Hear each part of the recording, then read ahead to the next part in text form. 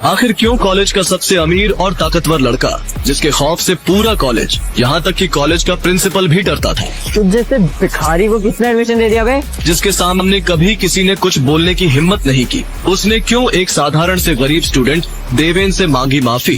कल जो हुआ उसके लिए मुझे माफ कर दे।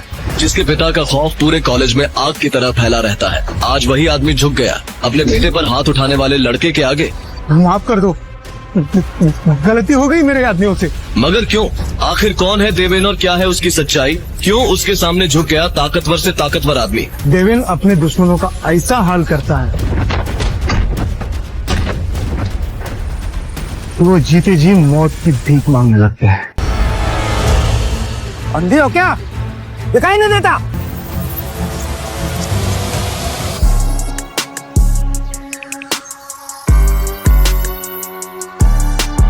इस मामले से दूर है, इस काम के लिए आया है वही कर। अच्छा तो सुन, ये तेरी बहुत बड़ी गलतफहमी है। देवेन ने उसका कोट पकड़कर उसे उठाया और उस लड़की के पैरों में पटक दिया। अगर आज के बाद तूने किसी लड़की की तरफ हाथ तो छोड़, अगर देखा भी ना तो तेरी आंखें निकाल लूंगा। माफ कर दे। ये सब शोर सुन मिनिस्टर और विजेंद्र भी रूम से बाहर आ गए थे। आखिर एक मिनिस्टर के पीए से पंगा लेना किसी की औकात की बात थी क्या?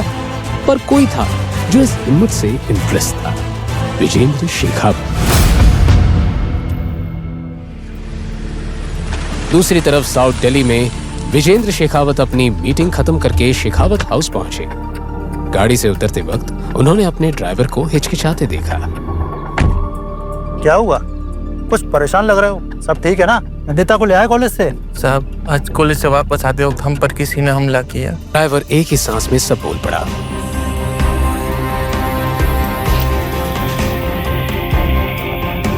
नहीं, तभी भी ठीक है, पर उनकी सुरक्षा के लिए हमें किसी बॉडी गार्ड को ढूंढना होगा। नंदिता बेटा, तुम ठीक तो हो? हाँ पापा, कुछ नहीं हुआ, मैं बिल्कुल ठीक हूँ। मैं कहीं चोट तो नहीं लगी? नहीं। बस अब कल से तुम कॉलेज नहीं जाओगी और ये मेरा फाइनल डिसीजन है। पापा, इस बारे में हम बात कर चुके हैं और महादेवी हमारा कॉलेज है, इसे आपने दादी के नाम पर बनवाया था। और मम्मा इस कॉलेज की प्रिंसिपल थी।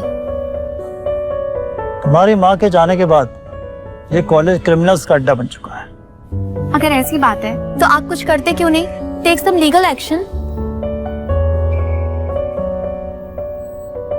मैंने डिसीजन ले लिया है, अब तुम कल से महादेवी कॉलेज नहीं जाओगी और ये फाइनल।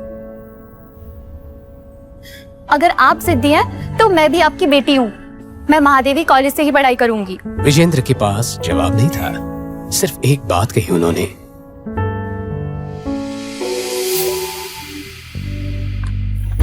अगली शाम विजेंद्र अपने खास आदमी रशिक के साथ देवेन के फ्लैट पहुंचे। सर, हम वो सरफिरे देवेन से मिलने क्यों जा रहे हैं? उसका पुराना बॉस बोला था वो मुसीबत है। रशिक, तुमने खुद ही अपने सवाल का जवाब दे दिया है। अब देवेन ही हमारी आखिरी उम्मीद है। थोड़ी देर बाद वो देवेन के फ्लैट के बाहर थे। बताइए क्या काम है? तुम्हें हमारा एक काम करना होगा। नहीं करूंगा। जानते हैं किससे बात कर रहा है? सब प्रधानमंत्री है क्या जो जानू? और तुम जैसे बहुत देखे मैंने, समझा? देवेन, तुम हमारे लिए एक काम करोगे? अब बात बनी ना, ऐसे बोलोगे तो सुनूंगा मैं, वरना अपने पुराने बॉस की तरह आपको कब रेजिग्नेशन दे दूं मैं, मुझे भी नहीं पता। आइए बैठिए और बताइए काम क्या है?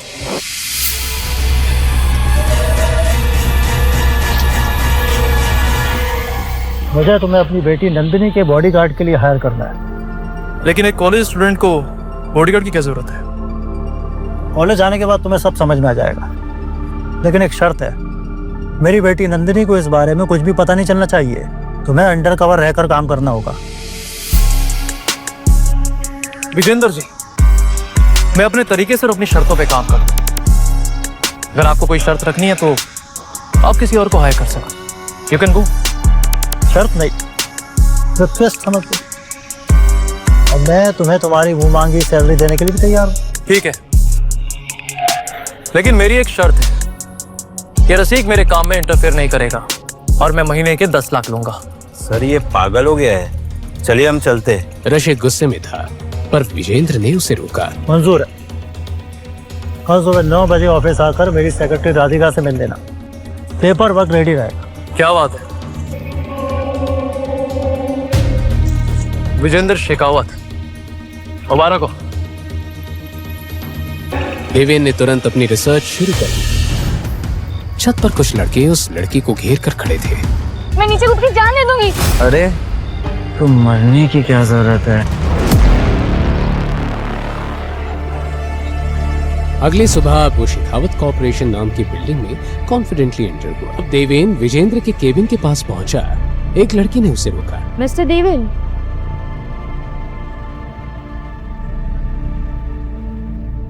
जी, आपकी तारीफ।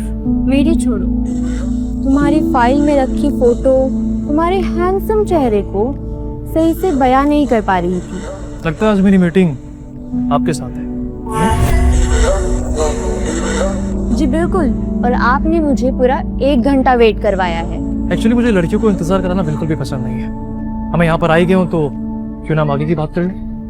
लगता है आपको काम की बहुत जल्दी है। इतनी बड़ी कंपनी में किसी लड़की का ऐसे खुलेआम फ्लर्ट करना देवेन को थोड़ा हैरान जरूर कर गया। ऑब्वियसली मैं नहीं चाहता कि आप जैसी खूबसूरत लड़की का टाइम वेस्ट हो। ये सुन के राधिका थोड़ा फ्लैटर हो गई और अपने डेस्क पर चली गई। वैसे मैं तुम्हारी ही फाइल पढ़ रही थी। बहुत बड़े और इम्पॉसिबल मिशन को तुमने सक्सेसफुली हैंडल किया है। इम्प्रेसिव। पर एक बात समझ नहीं आई, तुम्हारे डॉक्यूमेंट्स में तुम्हारा नाम देवेन मीरा लिखा है, ऐसे क्यों? आमतौर पे तो लोग सरनेम या फादर का नाम लिखते हैं।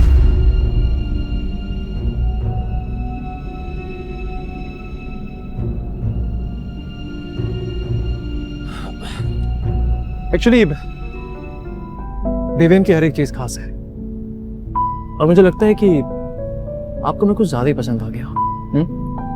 अब खास हो तो पसंद आओगे ही। रियली?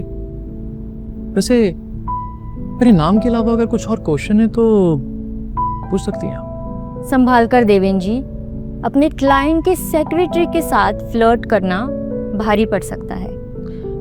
आपने मेरी फाइल देखी है ना? देवेन को हल्के काम वैसे भी पसंद नहीं होते। मैंने तुम्हारी फाइल देख ली, अब तुम अपने काम की फाइल देखो। इतना कहकर राधिका ने हंसकर एक फाइल देवेन के सामने रखी। इसमें सारी डिटेल्स है, नंदिता का फोटो और तुम्हारा एडमिशन लेटर भी। अच्छे से पढ़ लो। ठीक है, मैं चलता हूँ अभी, लेकिन आप ध्यान रखिएगा कि टाइम पर मेरे अकाउंट में मेरे पैसे आ जाने चाहिए।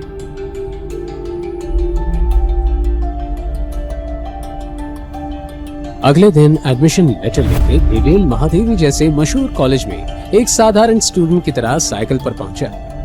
सर ये बता सकते हैं आप कहाँ पर? भैया नया आया लगता है, इस कॉलेज में टिकना है तो संभल के रहियो।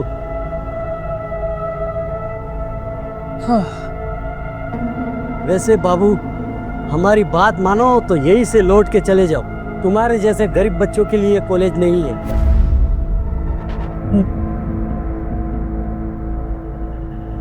देवेन चुपचाप अंदर चला गया और अंदर उसे वही मिला जिसका उसे अंदाजा था। कोई डिसिप्लिन नाम की चीज ही नहीं थी। थोड़ी दूर जाकर उसने एक ग्रुप से पूछा, जी आप बता सकते हैं कि बीए फर्स्ट ईयर की क्लास कहाँ पर होती है? एक मिनट, तुम तो यहाँ पे टॉयलेट साफ करने आए हो ना, तो क्लास जान के क्या करोगे? इतना भाव क्यों पा रहा है? मैं तो सिर्फ क्लास जाने का रास्ता पूछ रहा था। खैर छोड़, मैं किसी और से पूछ लूंगा। देवेन जानने के लिए मुड़ ही रहा था कि उस लड़के ने उसका कॉलर पकड़ लिया। अरे सुन, तुझ जैसे भिखारी को किसने एडमिशन दे दिया बे? देवेन ने उसका हाथ अपने कॉलर से हटाया और इस तरह पकड़ा। छोड़ छोड़। सॉरी आपको लगी तो नहीं ना? वो एक्चुअली क्या है ना, मेरी टी शर्ट खराब हो रही थी। अब आप सब लोग इतने अमीर घर से, लेकिन मुझे मेरे सारे काम खुद करने पड़ते हैं। कपड़े धोने पड़ते हैं, इस्त्री करना पड़ता है। अब बस वो हल्का सा आपका हाथ हटा रहा था तो थोड़ा सा आई एम सॉरी। हाँ साले तो शायद जानता नहीं है मेरा बाप कौन है। बिल्कुल सही पकड़े हैं, मैं तेरे बाप को नहीं जानता, लेकिन इतना जरूर जानता कि तेरी जैसी औलाद को पैदा करने के बाद वो बाप शर्मिंदा जरूर होता है।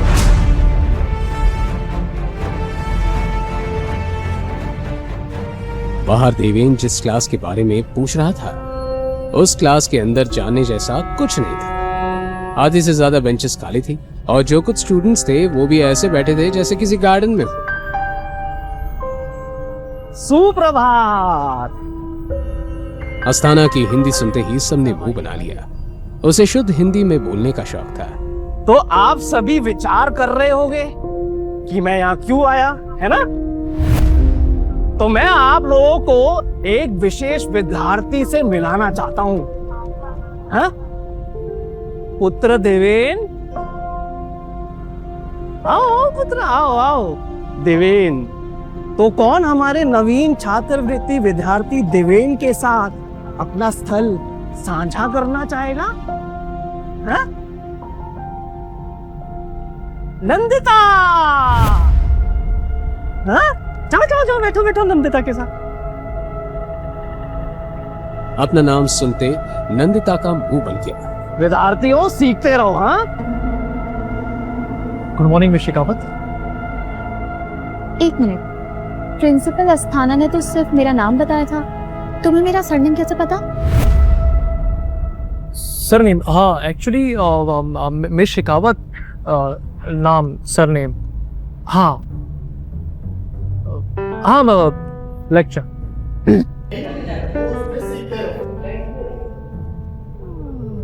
Excuse me. क्लास खत्म होते ही देवेन ने एक बार फिर नंदिता से बात करने की कोशिश की, पर तभी पीछे से एक आवाज आई। अरे तुम नैंडी, ये तो वही है जिसके बारे में मैंने तुम्हें बताया था। हाय, माय नेम इज तन्मय, उर्फ टोनी। ओह हाय टोनी। चलो टोनी।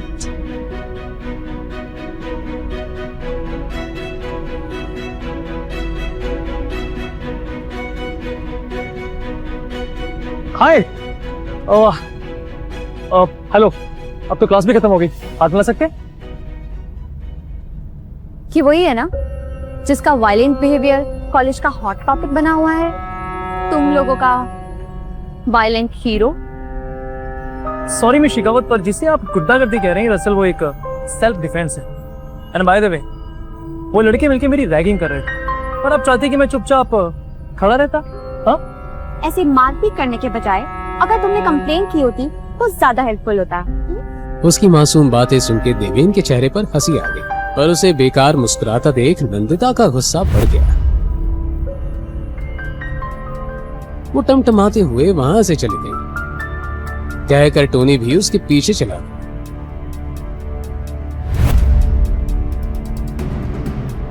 कैंटीन में एक टेबल पर टोनी और नंदिता बैठे थे। टोनी बोलो। सॉरी यार, वैसे एक बात बता, उसकी तो कोई गलती नहीं थी, तो फिर तू क्यों उसके ऊपर इतना बढ़ गई? जो भी हो पीनट, पर ऐसे मारा मारी करना इज नॉट कूल। और सुना नहीं तूने, violence is not the answer. Martin Luther junior king ने बोला था। ये कौन है? तुम्हारा कोई लंदन का अंकल है क्या? इस समोसे की जगह थोड़ा सा ध्यान बुक्स पर दिया होता तो तुझे पता होता। इस वक्त नंदिता किसी को ढूंढ रही थी। नंदिता ने इस बात को ज्यादा इम्पोर्टेंस नहीं दी। किसे ढूंढ रही है? रीना को। आज वो कॉलेज भी नहीं आई। उसके पास मेरे नोट्स हैं, उसने कहा था आज देगी। अब पता नहीं कहाँ रह गई लड़की। तो तू कल भी ले सकती है ना, या हॉस्टल रूम से। इतना परेशान होने की क्या जरूरत है? वैसे पीनट, तुझे देवेन से ज्यादा इम्प्रेस होने की जरूरत नहीं है। उस जैसे गुंडे से जितना दूर रहा जाए उतना बेहतर है। हाय मिस शेखावत, मैंने सुना कि आप मुझे याद किया। मुझे किसी पागल को तेरे काटा है जो तुम जैसी मुसीबत को याद करूंगी? You are right. एक्चुअली आपको मुसीबत को याद करने की कोई जरूरत नहीं। क्योंकि आप तो वैसे भी एक परी बनाई आपस हुई है। नंदिता नंदिता जल्दी चल, रॉकी और उसकी गैंग प्रिया और निशांत को छेड़ रहे हैं। और ये रॉकी अपनी हरकतों से बाज नहीं आएगा। चल पीनट। तू नहीं आएगा? कि बाबा मुझे इसे पंगे लेने का कोई शौक है। तुम लोग जाओ। इसे बस हीरोगिरी दिखाने का शौक है, किसी की हेल्प करने का नहीं।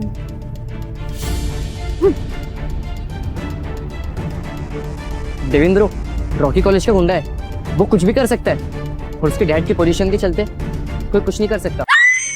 लड़की की चीख सुनकर सब घबरा गए, लेकिन सबसे ज्यादा हैरान हुआ देवेन। बिना वक्त बर्बाद किए वो तुरंत चीख की तरफ दौड़ा। तुम्हारी हिम्मत कैसे हुई रॉकी? तुम ऐसे किसी को भी धक्का नहीं दे सकते हो, समझे? रॉकी और उसके दोस्त निशांत प्रिया को घेर के खड़े थे और निंदिता उनके बीच में प्रिया को संभाले हुई थी। तुम्हें बीच में आने की कोई जरूरत नहीं है, चुपचाप साइड में रहो। देखो मेरी दोस्तों से शर्त लगी है कि इन दोनों के बीच चल रहा है और वो साबित करने के लिए इन दोनों को रॉकी निशांत का चेहरा प्रिया के पास ले जा ही रहा था कि तुम जानते हो ना, इस गंदी हरकत की वजह से तुम रस्टिकेट हो सकते हो। हद है यार। रॉकी अपने होठों को गंदी तरह दबाता हुआ नंदिता की तरफ बढ़ने लगा।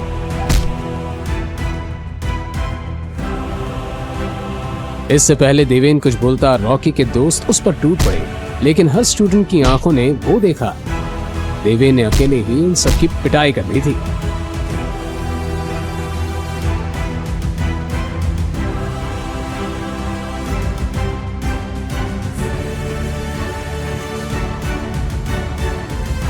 रॉकी से पंगा तुझे बहुत महंगा पड़ेगा देवेन। वो अपने दोस्तों के साथ वहां से निकल गया। यू इडियट, इतना मारने की क्या जरूरत थी? तुम्हें पता है रॉकी के डैड कौन है? अरे देवेंद्र ब्रो, आप अब अकेले इसने मुसीबत मोल ली है तो हैंडल भी अकेले खुद करेगा। बड़ा आया हीरो बनने। चलो पीनट। अरे लेकिन अम्मे ने क्या कर दिया? तो साला रॉकी का बाप है कौन? पता लगाना पड़ेगा बेटा। चलो। इतने में देवेन का फोन बजता है। मेन गेट की तरफ बढ़ता हुआ वो कॉल पे कहता है, हाँ मेरी नंदिता शेखावत से मुलाकात हो चुकी है। डोंट वरी, सब कुछ प्लान के अकॉर्डिंग होगा। बस आप अपना वादा मत भूलना, ठीक है? जैसे ही वो कॉलेज के बाहर निकला उसने एक वैन देखी जो काफी देर से वहीं पेट्रोल कर रही थी। देवेन समझ गया दाल में कुछ काला है। वो कैजुअली बाहर निकला ही था कि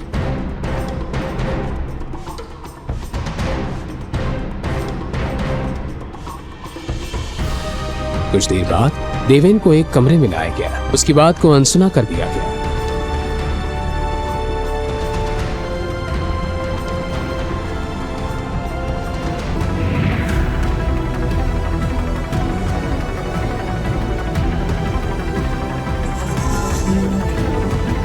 इसकी सजा तो जरूर तय करें। पहले इसकी शक्ल तो देख लूं। नकाब हटाओ इसका।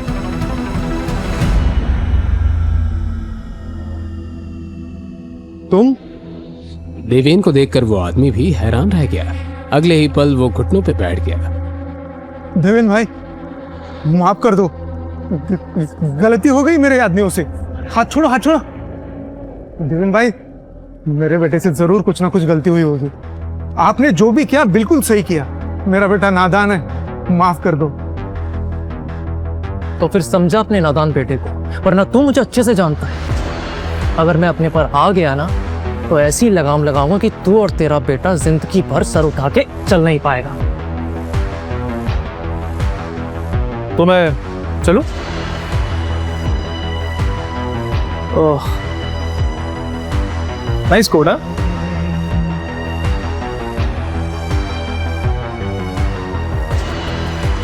तो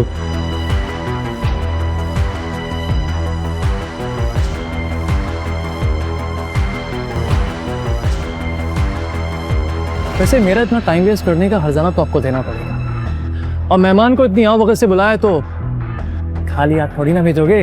हाँ चलो, तो वो गाड़ी की चाबी दे दो मुझे जल्दी। Nice nice. Very good, come on come on come on. PA ने कांपते हाथों से देवेन को चाबी पकड़ा दी। चलिए फिर, take care, good bye, bye bye.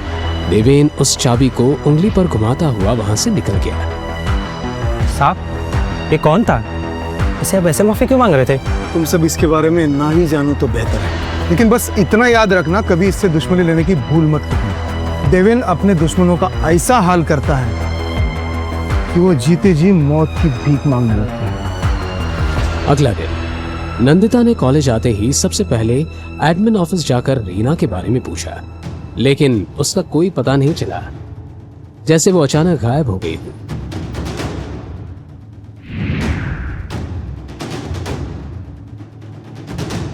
Deven classroom की तरफ जा ही रहा था।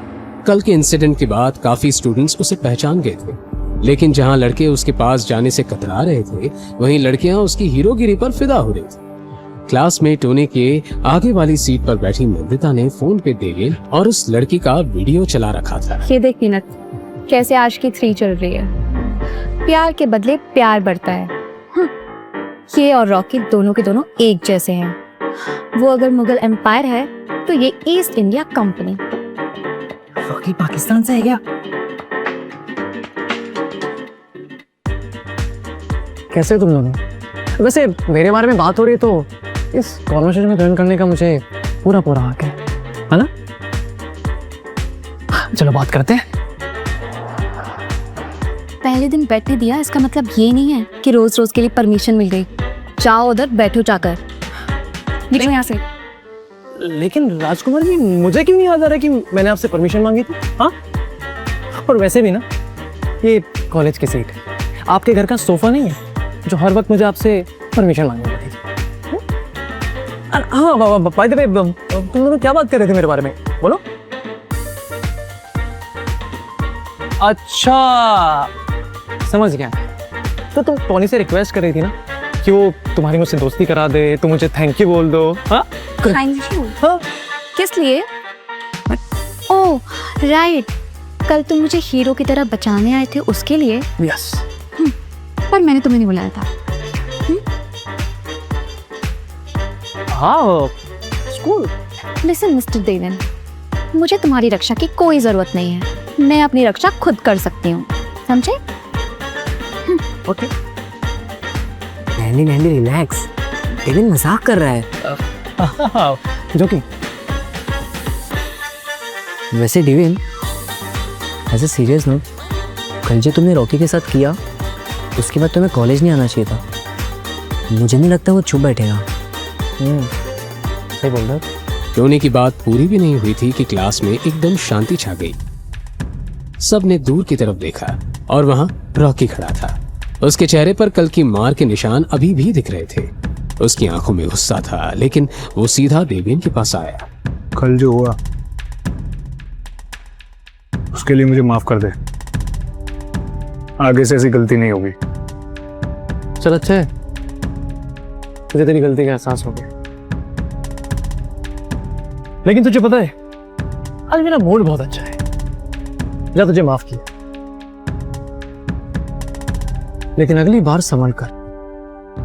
अभी तुम मुझसे माफी मांगने के लिए अपने पैरों पर चलकर आया है, लेकिन अगली बार तेरे पैरों के साथ साथ ना तेरी जुबान भी बोलने लायक नहीं रहेगी, समझा? चल। और हाँ सुन, ये गाड़ी की चाबी ले जा। अपने पापा को बोलना कि देवेन को कुछ खास पसंद नहीं आई। हाँ? लेकिन उसके अंदर गुस्सा और नफरत उबल रही थी। क्या करेगा अब रॉकी? क्या देवेन और नंदिता की दोस्ती हो पाएगी? हाँ, कितना गंदा है। क्या हंगामा मचा रखा है? कॉलेज के लिए देर नहीं हो रही? चलो जाओ नहाने। मैम, एक्चुअली बाथरूम में पानी साफ नहीं आ रहा है, आप एक बार टाकी साफ करवा दीजिए ना। वो सब मैं बाद में देखूंगी, अभी जाओ यहाँ से। धनीरा, जाके ऊपर टंकी में देखो क्या प्रॉब्लम है। मैडम, अभी मैं बाहर साफ कर रहा हूँ, ये करने के बाद जाता हूँ। ऐसे भी तो लास्ट वीक ही तो साफ कराया था टांकी। अब भी जाके देख के आओ क्या प्रॉब्लम है। वार्डन भी उसके पीछे पीछे छत पर चली गई। छत वैसे भी गुंडागर्दी का अड्डा बनी हुई थी।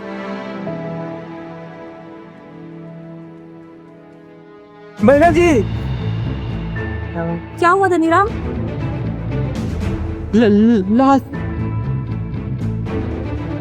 न्यूज कॉलेज में आग की तरह फैल गई। वार्डन ने तुरंत प्रिंसिपल को इन्फॉर्म किया। आजकल की पीढ़ी भी ना कितनी जल्दी हार मान जाती है। रीना सुसाइड कर ही नहीं सकती, मैं उसे बहुत अच्छे से जानती हूँ। वो एक बहुत हिम्मत वाली लड़की थी। ये था कॉलेज का अनऑफिशियल स्टूडेंट लीडर शरद शाह। अपनी छोटी सी फौज और भाई वरुण शाह के साथ आया था। शाह ब्रदर्स शहर के बड़े बिजनेसमैन कम गैंगस्टर के बेटे, जिनकी कॉलेज में बहुत चलती थी। अरे नंदिता जी, जब इंस्पेक्टर साहब कह रहे हैं कि ये सुसाइड है, तो क्यों बिन बात का जग्गा जासूस बनने की कोशिश कर रही हो? अरे वरुण सर, शरद सर, बहुत टाइम बाद मिले हो। ये कोई भूल होगी क्या हमारे से? इसका तो ब्रेकअप हो गया था ना, शायद झेल नहीं पाए बेचारे। ये सुसाइड नहीं है। अरे नंदिता जी, आप क्या जाने दिल के टूटने का दर्द। आपका तो दिल कभी टूटा ही नहीं, आपने तो सिर्फ दूसरों के दिल तोड़े। हाँ नंदिता जी, आपको जरा पास से स्लीपिंग पिल्स की बोतल दिखा दूं, शायद आपको भी यकीन हो। लेकिन उससे पहले ही देवेन नंदिता के सामने आकर खड़ा हो गया। अपने हाथ को संभाल कर रख, वरना तेरे दिल का तो पता नहीं, लेकिन अगर तूने दोबारा हाथ उठाया ना तो तेरा हाथ तोड़ दूंगा, समझा? शरद ने एक पल के लिए घूर कर देवेन को देखा, फिर हंसी में बोल उठा। बताया नहीं, तुमने बॉडीगार्ड रख लिया अपने लिए। हीरो, बड़ी फिक्र हो रही है नंदिता की। चक्कर क्या है? चक्कर मैं बताता हूँ। नंदिता एकदम सच बोल रही है, इस लड़की ने सुसाइड नहीं करा है। Let me show you.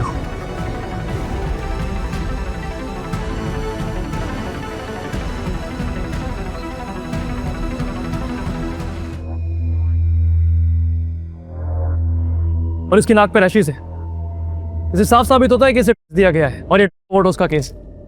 इसे बड़ी चालाकी से सुसाइड का रूप दिया गया है। अरे क्या भीड़ लगा रखी है भेड़ बकरी की तरह? मूवी चल रही है के? ओ जरदाब, दफा करो तुमने, सील करो पूरा एरिया, सारे स्टूडेंट्स को बाहर निकालो। छोड़ो मुझे, ये इंस्पेक्टर इस केस को दबाने की कोशिश कर रहा है। नंदिता इंस्पेक्टर से बहस करने जा रही होती है, पर देवेन उसका हाथ पकड़कर उसे वहां से ले जाता है।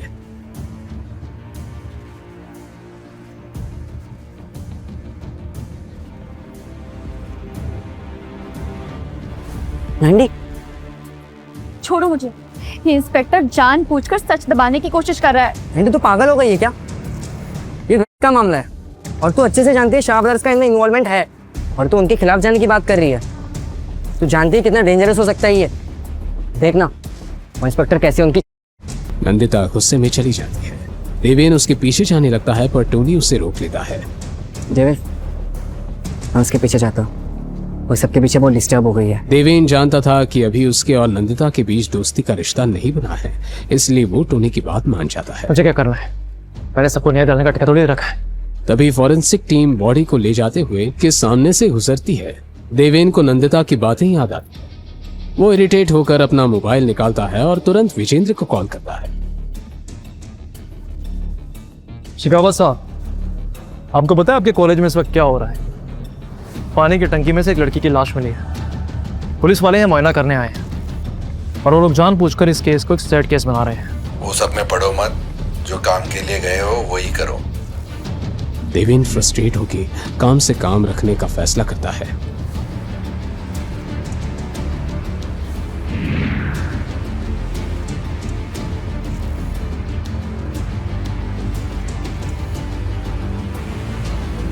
आप सभी जानते हैं कि रीना कभी सुसाइड कर ही नहीं सकती। उसकी मौत के पीछे बहुत कुछ छुपा है, और ये इंस्पेक्टर सुसाइड का नाम देकर इन्वेस्टिगेशन रोकना चाहता है। पर हमें सच जानना ही होगा। क्या आप सभी प्रोटेस्ट में मेरा साथ देंगे?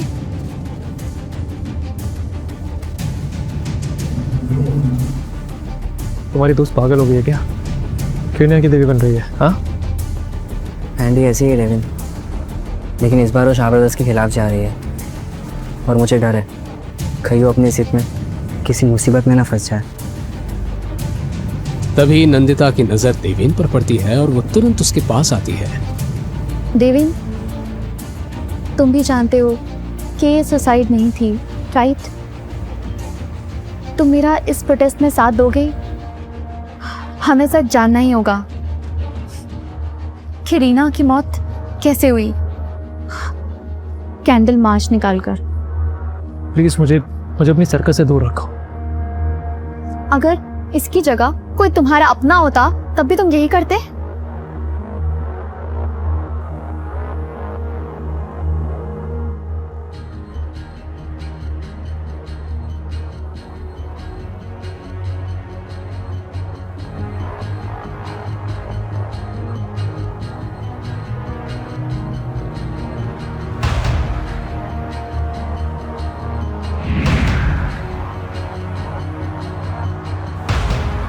एक कुकर तमाशे रखकर शॉप चौक।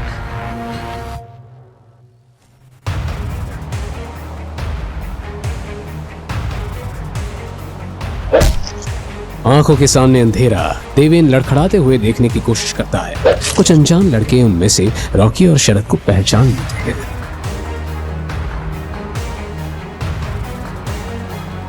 तो इस भिखारी की बात कर रहा था तू, रॉकी?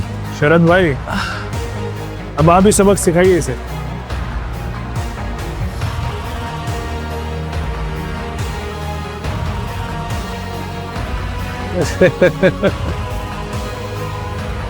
लगता है कल की मार कम पड़ गई तुझे।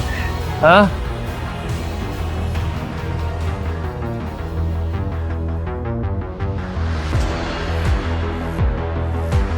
पहली गलती समझ के माफ कर रहा हूं। तुझे किसने बोला कि मुझे माफी चाहिए? हाँ, तेरे खान बज रहे हैं क्या? हीरो बनने का बड़ा शौक है लगता है। नहीं बेटा, तेरा बाप बनने का।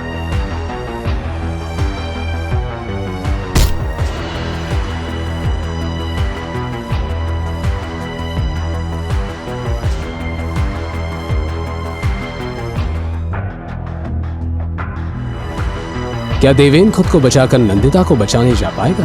क्या करने वाला था शरद नंदिता के साथ? देवेन का अंदाजा सही था। निकल गई सारी हीरोगिरी। चल रॉकी, तेरा काम तो हो गया। अब मैं जरा उस मोर्चे वाली नंदिता को संभाल कर आता हूँ। उसका सच्चाई का भूत उतारना भी तो जरूरी है। शरद ने ये बात रॉकी से कही, मगर ये सुनते ही देवेन के अंदर जैसे करंट सा दौड़ गया और वो अपनी पूरी ताकत बटोरने लगा। वहीं शरद ये बोलकर वहां से निकल गया। रॉकी अपने हाथ में साइकिल की चेन लपेट देवेन की तरफ बढ़ा, लेकिन इसके पहले कि रॉकी कुछ कर पाता, देवेन ने शरीर का पूरा जोर लगा पीछे खड़े लड़के को ले जाकर दीवार से टक्कर मार दी थी। जैसे ही पीछे खड़े उस लड़के का सर दीवार से टकराया, दर्द में करहाते हुए उसकी बेल्ट पर पकड़ ढीली हो गई। देवेन ने इसका फायदा उठाया और बाकी दोनों लड़कों से अपना हाथ छुड़वाकर जोरदार मुक्के मारना शुरू कर दिए। अरे क्या कर रहे हो? दम नहीं है क्या? रोको उसे! रॉकी चिल्लाया, पर जैसे देवेन के अंदर का सूरमा जाग गया था, कोई उसे रोक नहीं पा रहा था। कुछ ही देर में रॉकी के साथ आए सभी लड़के जमीन पर थे। उनको धूल चटाने के बाद देवेन रॉकी की तरफ बढ़ा। देख देख, मेरे पास मत आ। ये लोग शरद भाई के लड़के हैं। उसके कहने पर वो सब कर रहे थे। देवेन का मन तो कर रहा था कि रॉकी को आज वो ऐसा पीटे कि उसकी साथ पुश्ते याद रखे, पर वो जानता था कि इस वक्त उसका नंदिता के पास होना ज्यादा जरूरी है। जाने से पहले देवेन ने रॉकी को घूर कर देखा और बोला, अगर अगली बार ये बेवकूफी करने की कोशिश की तो जान ले लूंगा। बता देना अपने उस मालिक को। इतना बोल देवेन वहां से निकल गया। वहीं रॉकी को देखकर ऐसा लग रहा था कि वो यमराज के साथ 1-on-1 करके लौटा है। देवेन नंदिता को ढूंढता हुआ कैंटीन पहुंचा तो उसे वहां नंदिता तो नहीं मिली, मगर टोनी ने उसे देख लिया और उसकी हालत देख घबराते हुए बोला, ओ गॉड देवेन, ये खून! तुम्हारी ऐसी हालत, क्या हुआ? मैं ठीक हूं, तू ये सब छोड़, ये बता नंदिता कहाँ है? देवेन का जवाब सुन टोनी का मुंह खुला का खुला रह गया। देवेन इतनी जख्मी हालत में डॉक्टर का नहीं बल्कि नंदिता का पता पूछ रहा था। टोनी बोला, भाई ये क्या हुआ? और नैंडी को छोड़, वो ठीक है। मैं अभी उससे ही मिलकर आ रहा हूँ। तू अपनी फिक्र कर, चल मेरे साथ मेडिकल रूम। इतना बोल टोनी देवेन को अपने साथ कॉलेज के मेडिकल रूम ले गया। वो आलीशान मेडिकल रूम किसी 5 स्टार क्लिनिक की फील दे रहा था, पर वहां डॉक्टर या नर्स कोई नहीं था। ये देख देवेन ने सवालिया नजरों से टोनी की ओर देखा तो टोनी ने बताया, वो आज सुबह जो भी हुआ उसकी मीटिंग चल रही है स्टाफ रूम में, सब वहीं बिजी हैं। बट डोंट वरी, मुझे फर्स्ट एड करना आता है, मार खा खा कर सब सीख गया हूँ। कहकर टोनी आसपास फर्स्ट एड किट ढूंढने लगा। देवेन ने वहां रखे बेड पर बैठते हुए उससे पूछा, मुझे तो अभी भी कुछ समझ नहीं आ रहा पीनट, ये कैसा कॉलेज है? सब कहते हैं महादेवी कॉलेज दिल्ली का सबसे फेमस और प्रेस्टिजियस कॉलेज है, पर ये मर्डर, ये अटैक्स, सच्चाई इससे भी डरावनी है देवेन। मुझे भी ऐसा ही झटका लगा था, पर मैं ये भी जल्दी समझ गया कि कॉलेज जैसा भी हो, लेकिन अगर डिग्री पर महादेवी कॉलेज का नाम लिखा हो तो कोई भी जॉब बड़ी आसानी से मिल जाएगी। यही वजह है कि यहाँ आए स्कॉलरशिप स्टूडेंट्स अब तक कॉलेज छोड़कर नहीं गए। लिसन ब्रो, अगर तुझे भी कॉलेज में जिंदा रहना है तो एडजस्ट करना पड़ेगा। ये कहते हुए टोनी फर्स्ट एड बॉक्स लेकर देवेन के सामने आया और उससे अपनी शर्ट निकालने को कहा। देवेन ने शर्ट उतारी ही थी कि कमरे में एक लड़की की आवाज सुनाई पड़ी। वैसे अगर ये कहे तो हम भी इनके लिए एडजस्ट होने को तैयार हैं। देवेन और टोनी ने पलट कर देखा तो सामने मिनी ब्लैक ड्रेस पहने कॉलेज की सबसे हॉट लड़की आयशा अग्रवाल अपनी 2 सहेलियों के साथ मेडिकल रूम के दरवाजे पर खड़ी थी। कॉलेज का हर लड़का आयशा का बॉयफ्रेंड बनने का, उसके करीब जाने का, उसे छूने का सपना देखा करता था। देवेन ने उसे ऊपर से नीचे देखा और मुस्कुराते हुए बोला, कोई उल्लू का पट्टा ही तुम जैसी लड़की को एडजस्ट करने को कहेगा, और मैं तो वो बिल्कुल भी नहीं हूँ। सर के साथ देवेन की चेस्ट और बाजू पर भी घाव लगे थे, जिसके लिए टोनी ने उसकी शर्ट उतरवाई थी, पर बिना शर्ट के पसीने में चमकती देवेन की बॉडी काफी हॉट लग रही थी। आयशा की नजरें उसकी मोटी मोटी बाजुओं पर जैसे अटक ही गई थी। छू कर देख सकती हो, काटूंगा नहीं। देवेन हल्की सी मुस्कान के साथ फ्लर्ट करते हुए बोला। आयशा ये सुन मुस्कुरा दी और ब्लश करती हुई उसके करीब आने लगी। तभी आयशा की सहेलियां टोनी को बाहर ले गईं और फर्स्ट एड बॉक्स खोलते हुए आयशा ने वो सब करना शुरू कर दिया जो टोनी करने वाला था। उसने फर्स्ट एड बॉक्स से कॉटन पर एंटीसेप्टिक लिक्विड लगाया और देवेन के सामने उसके बेहद करीब आकर बैठ गई। मैंने सुना कैसे तुमने रॉकी को 2 बार हराया। ये कहते हुए उसने देवेन के माथे पर लगी चोट को कॉटन से क्लीन किया। देवेन ने दर्द से हल्की सिसकी भरी। आयशा आगे बोली, पर तुम्हें पता है ना, शाह ब्रदर्स उस रॉकी से भी ज्यादा खतरनाक हैं, पर तुम्हारी इस प्रॉब्लम का सलूशन है मेरे पास। ये सुन देवेन ने एकदम से उसकी कलाई को पकड़ लिया और उसकी आंखों में देखते हुए बोला, और वो क्या है? आयशा ने उसके गाल को सहलाया और कहा, तुम्हें मेरा बॉयफ्रेंड बनना पड़ेगा। देवेन की आंखें एकदम से बड़ी हो गईं। उसने आयशा के मुंह से ये सुनने की उम्मीद बिल्कुल नहीं की थी। वो आयशा की बोल्ड पर्सनैलिटी से इंप्रेस हुआ। उसने होठों पर टेढ़ी मुस्कान के साथ पूछा, और ये मेरी प्रॉब्लम का सलूशन कैसे होगा? तुम आयशा की पावर को जानते नहीं हो बेबी। एक बार मेरे होकर तो देखो, तुम्हें खुद ब खुद पता चल जाएगा कि मैं क्या चीज हूँ। देवेन ने भी उसे अपने करीब खींचा और कहा, ऑफर है तो बहुत टेम्पटिंग, पर अफसोस मुझे इसे रिजेक्ट करना होगा मिस आयशा। ये सुन आयशा की आंखें हैरानी से फट गईं। उसके चेहरे की मुस्कान गायब हो गई। पर तभी रूम का डोर ओपन हुआ। दरवाजे पर नंदिता को देखकर जहां देवेन थोड़ा शॉक में दिखा, वहीं आयशा बड़े केयर फ्री एटीट्यूड के साथ बोली, नॉक करना नहीं आता, यहाँ प्राइवेट बातें चल रही हैं। देवेन और आयशा को इतना करीब देख नंदिता के चेहरे पर डिस्गस्टेड एक्सप्रेशन दिखाई देने लगे। तो इस सर्कस के लिए टाइम है तुम्हारे पास? ये कहकर वहां से उल्टे पैर वापस चली गई। देवेन ने आयशा को खुद से दूर किया और बिना कुछ बोले नंदिता के पीछे चला गया। ये देख आयशा ने गुस्से में अपनी हील्स को जमीन पर पटका। तभी उसका मोबाइल रिंग करने लगा। कॉल पिक करते ही दूसरी तरफ की बात सुन वो बोली, डोंट वरी, एक बार आयशा ठान ले तो कोई भी लड़का उससे बच नहीं सकता। मैं देवेन को अपना बॉयफ्रेंड बनाकर ही रहूंगी। वहीं बाहर देवेन नंदिता को पुकारता रहा, पर वो वहां से चली गई। नंदिता, नंदिता, लिसन। देवेन ने फ्रस्ट्रेट होकर बालों में हाथ फेरा। शिट, पहले इस लड़की के ऊपर मेरा इंप्रेशन गलत है और अब फिर से ऐसे तो हो गई दोस्ती। तभी पीछे से टोनी आया और बोला, भाई लगता है नैंडी तेरा सिर फिर फोड़ देगी। देवेन ने अपना सिर हिलाया और बोला, साली लाइफ में ना टाइमिंग सही होती तो आज मैं कहां का कहां होता। टोनी अपने बाल संवारते हुए बोला, ब्रो ये सब छोड़ और पहले मेरी बात सुन। आयशा अग्रवाल ने तुझे बॉयफ्रेंड बनने का ऑफर दिया। तू जानता है पहली बार आयशा ने खुद किसी लड़के को अप्रोच किया है और वो भी तुझे, और तूने क्या किया? वो ऑफर रिजेक्ट कर दिया। तेरा दिमाग तो ठीक है, आंखें सही है, देख पा रहा है ना? अरे तूने आयशा अग्रवाल को रिजेक्ट कर दिया, कॉलेज की हॉटेस्ट गर्ल को। क्या मैं पूछ सकता हूँ क्यों? नहीं। देवेन का जवाब सुन टोनी नाराज दिखा तो देवेन ने उसके गले में हाथ डाल उसे समझाया, क्या पीनट, तू भी अपनी दोस्त की तरह सोचता कम बोलता ज्यादा है। हाँ मानता हूँ आयशा बहुत हॉट है, पर मुझे बॉयफ्रेंड बनाना जरूर उसके किसी मकसद का हिस्सा है। नहीं तो तू ही सोच, मुझे महादेवी आए 3 दिन नहीं हुए और उसने मुझे प्रपोज कर दिया। टोनी ये सुन सोच में पड़ गया था। तभी देवेन ने उससे पूछा, वैसे टोनी वो ऐसा क्यों कह रही थी कि वो शाह ब्रदर्स से ज्यादा पावरफुल है? टोनी ने गहरी सांस भरी और फिर आसपास नजर घुमाकर देवेन के करीब आकर बोला, वो इसलिए क्योंकि वो बॉस बेब्स की मेंबर है। ये सुन अब देवेन शॉक दिखा। चल मैं डिटेल में बताता हूँ, कहकर टोनी ने देवेन का हाथ फिर से अपने गले में डाला जो उसने शॉक में हटा लिया था, और फिर चलते चलते महादेवी का पूरा सिस्टम उसे समझाने लगा। ब्रो, इस कॉलेज में टोटल 3 गैंग्स ऑपरेट करती हैं, जाट पैंथर्स, टाइगर गैंग और बॉस बेब्स। देवेन हल्का सा हंसा। सीरियसली, ये गैंग्स का भी खेल चल रहा है अब इस कॉलेज में? ये खेल नहीं देवेन, बहुत खतरनाक है ये सब। पिछले हफ्ते एक लड़के ने सुसाइड किया था, आज एक लड़की की लाश मिली, तुझ पर हमला हुआ, इतना कुछ हो गया पर एक भी बार कॉलेज अथॉरिटी या पुलिस ने कोई एक्शन नहीं लिया। ये ताकत है इन गैंग्स की इस कॉलेज में। वो शाह ब्रदर्स टाइगर गैंग के सबसे डेंजरस मेंबर्स हैं। अपने लीडर के राइट और लेफ्ट हैंड है वो दोनों भाई। और जाट पैंथर्स और बॉस बेब्स, उसके मेंबर्स कौन है? देवेन के सवाल पर टोनी ने बताया, जाट पैंथर्स का लीडर है भरत, जो ज्यादा दिखाई नहीं देता, इसलिए मुझे भी उसके बारे में ज्यादा कुछ नहीं पता। और बॉस बेब्स गर्ल गैंग है जिसकी लीडर काशवी है। ये आयशा काशवी की बहुत खास मेंबर है। देवेन, ये गैंग्स एक दूसरे की राइवल हैं, बस कॉलेज में अपनी पावर बढ़ाने की कोशिश में लगी रहती हैं। देवेन ने फिर थोड़ा सोचकर कहा, और रॉकी भी टाइगर गैंग का मेंबर है, राइट? अब समझ आ रहा है आयशा मुझ पर इतनी मेहरबान क्यों हो रही थी। मैंने उसकी राइवल गैंग के मेंबर को जो पीटा है, बॉस बेब्स को तो मैं लॉटरी की टिकट लग रहा हूँगा।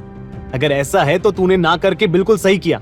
देख देवेन, ये दोनों गैंग्स की लड़ाई में उलझना सही नहीं होगा, वरना इन दोनों गैंग के बीच तू शहीद हो जाएगा। टोनी ने उसे वार्न किया। शाम हो चुकी थी। नंदिता के बहुत समझाने के बाद भी पूरे कॉलेज में सिर्फ 10 स्टूडेंट्स उसका साथ देने के लिए आगे आए थे।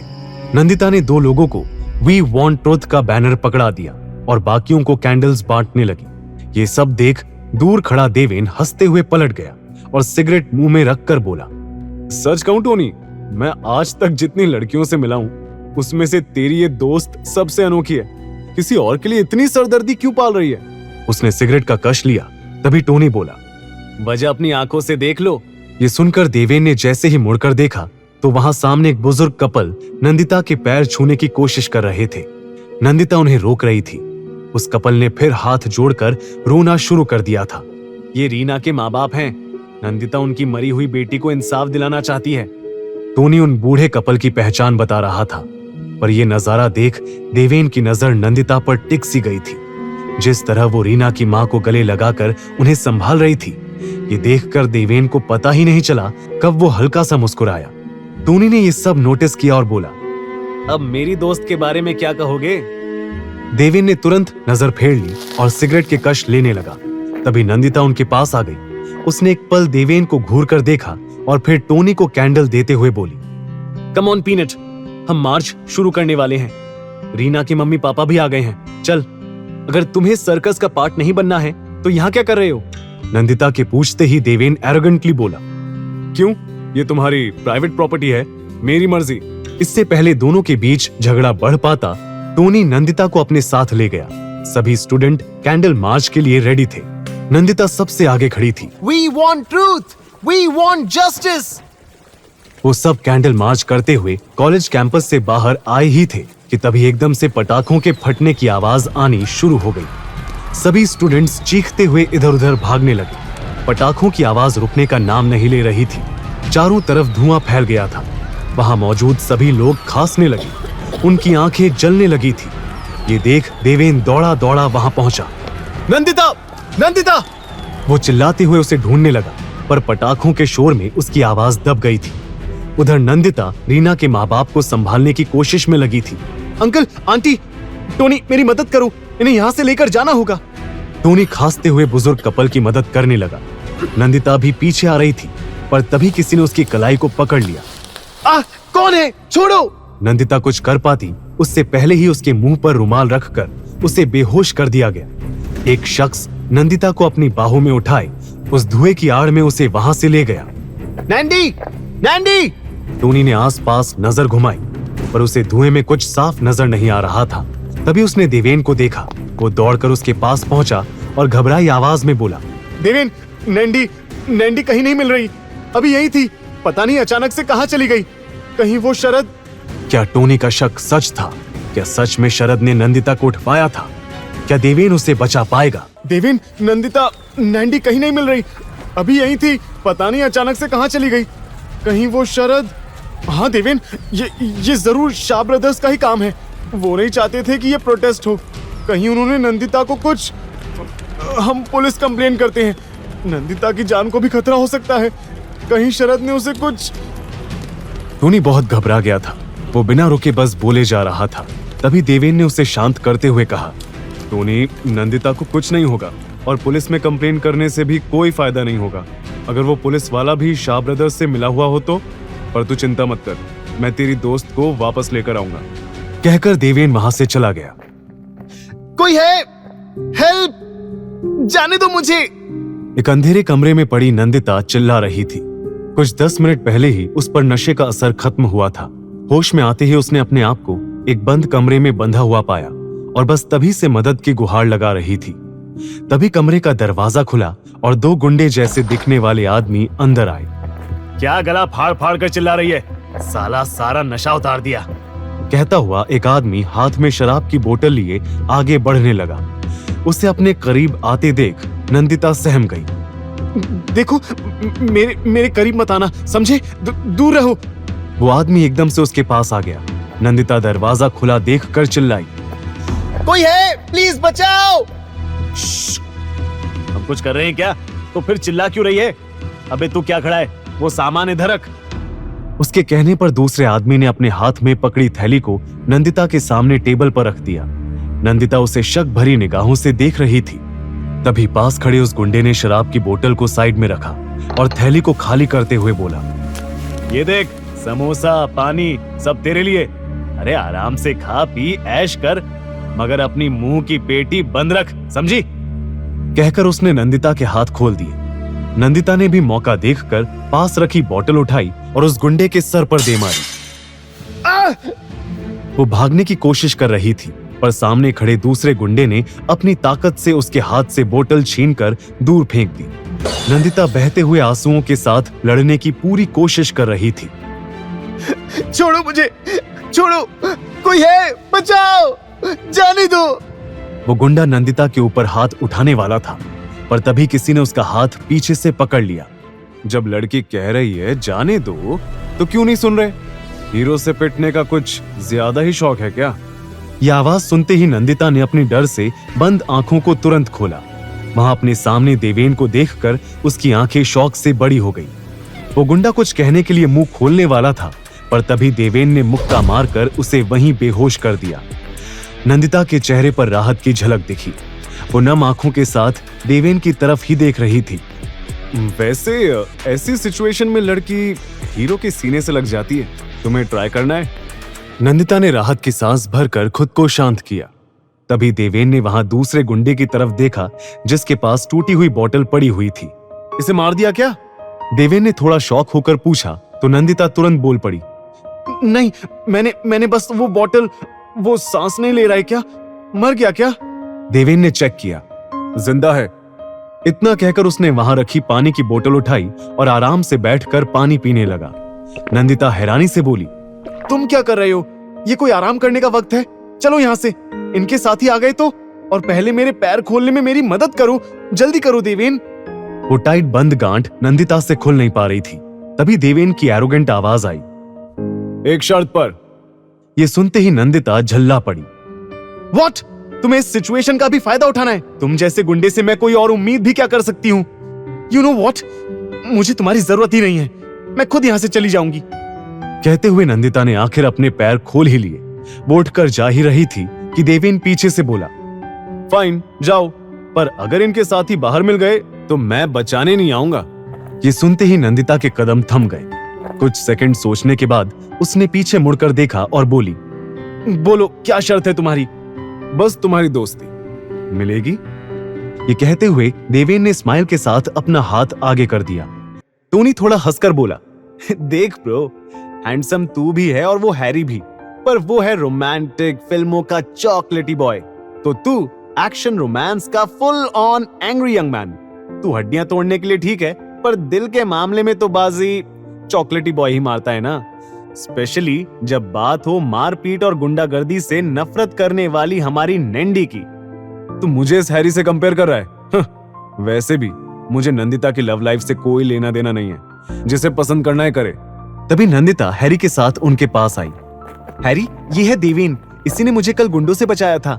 देवेन, ये हार्दिक, आई मीन हैरी, मेरा फ्रेंड, कुछ टाइम के लिए लंदन गया था, आज ही वापस आया है।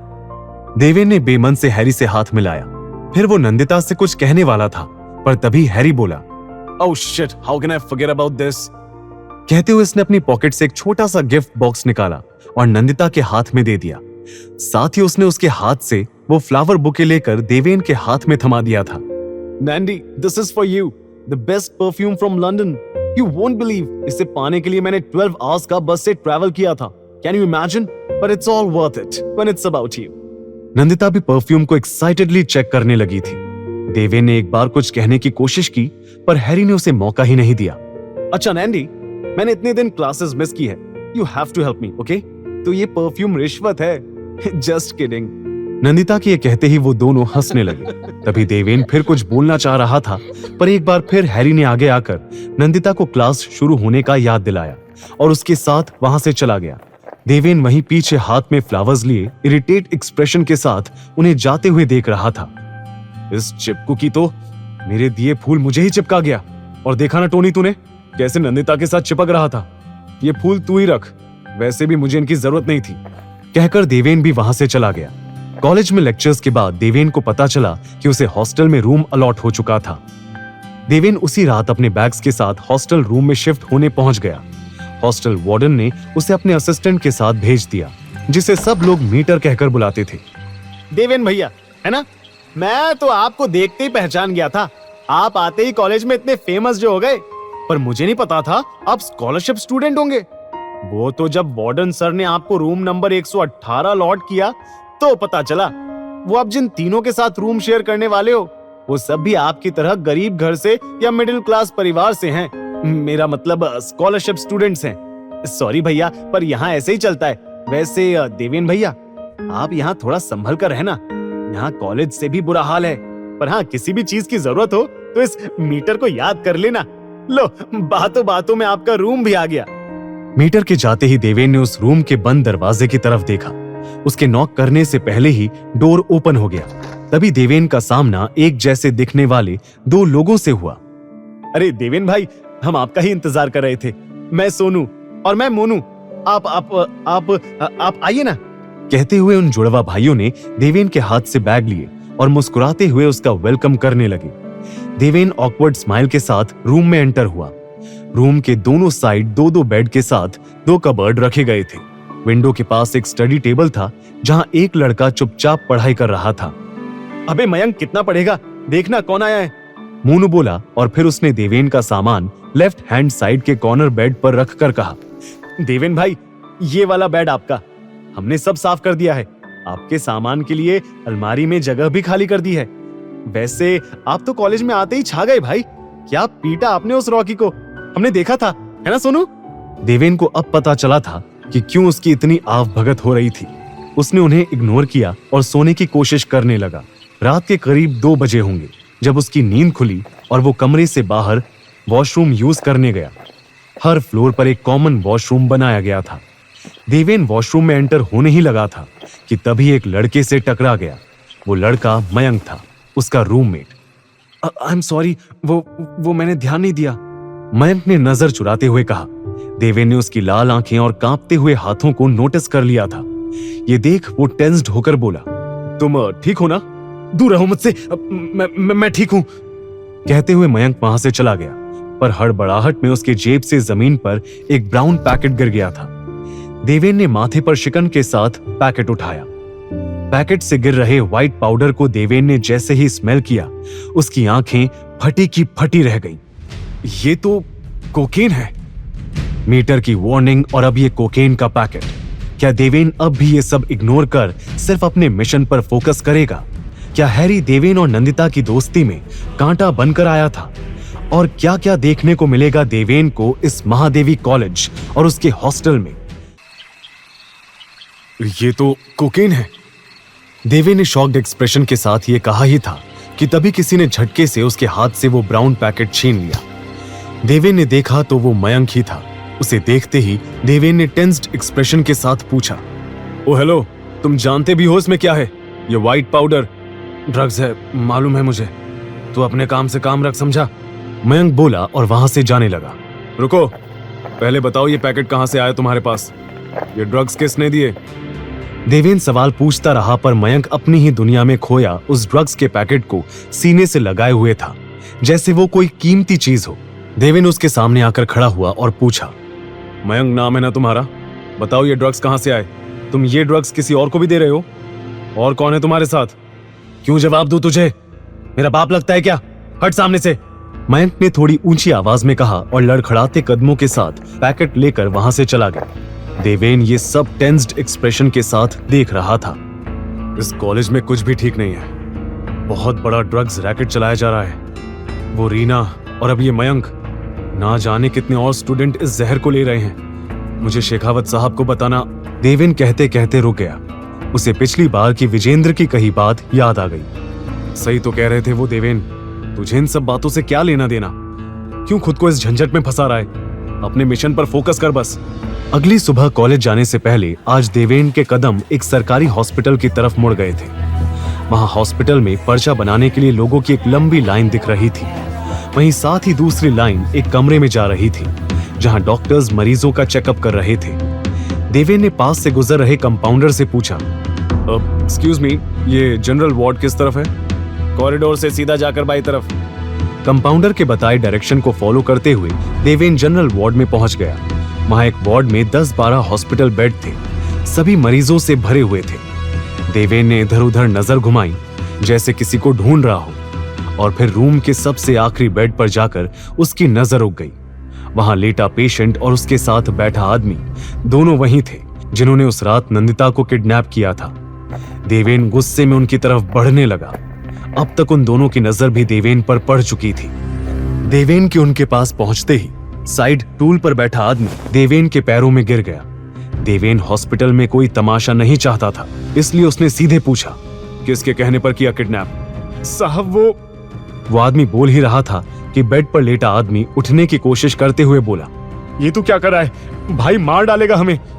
ये सुनते ही देवेन ने उसके हाथ में लगी सिरिंज को दबा दिया और धीमी आवाज में कहा, और अगर नहीं बताया तो मैं ऐसा हाल करूंगा कि खुद मौत की भीख मांगोगे। देवेन का ये रूप देख बेड पर लेटे आदमी ने करहाती आवाज में सब उगल दिया। शरद शाह ब्रदर्स में छोटा भाई, उसी ने हमें नंदिता को किडनैप करने को कहा था। वो प्रोटेस्ट रुकवाना चाहता था, पर उसने ये भी कहा था कि नंदिता को कुछ मत करना, बस एक रात डराकर अगले दिन छोड़ देना। शरद शाह, अपनी इस हरकत का अंजाम तुझे भुगतना पड़ेगा। गुस्से में बड़बड़ाते हुए देवेन ने उसे छोड़ा और आखिरी वार्निंग देकर वहां से चला गया। अगले दिन क्लास ओवर होने के बाद टोनी और देवेन के रूममेट्स के बारे में बात करते हुए बाहर की तरफ जा रहे थे। तभी टोनी ने बताया, तुम्हारे रूममेट्स को मैं जानता हूँ, सोनू और मोनू, वो जुड़वा भाई हमेशा साथ ही रहते हैं, पर मयंक वो अकेला अकेला ही रहता है, किसी से बात करते देखा नहीं कभी उसे। अचानक से देवेन की नजर एक लड़की पर पड़ी जो दौड़ते हुए छत की तरफ चली गई थी। वो प्रिया थी ना? कहाँ? अरे कोई नहीं है ब्रो, कॉलेज की लास्ट बेल बजी नहीं कि सब भाग जाते हैं, तुझे वहम। अरे देवेन कहाँ जा रहा है भाई? टोनी बुलाता रहा, पर देवेन उसे अनसुना कर वहां से छत की तरफ भाग गया। टोनी ने भी कंफ्यूज्ड एक्सप्रेशन के साथ उसका पीछा किया। जैसे ही देवेन ने छत का दरवाजा खोला, उसकी आंखें फटी की फटी रह गईं।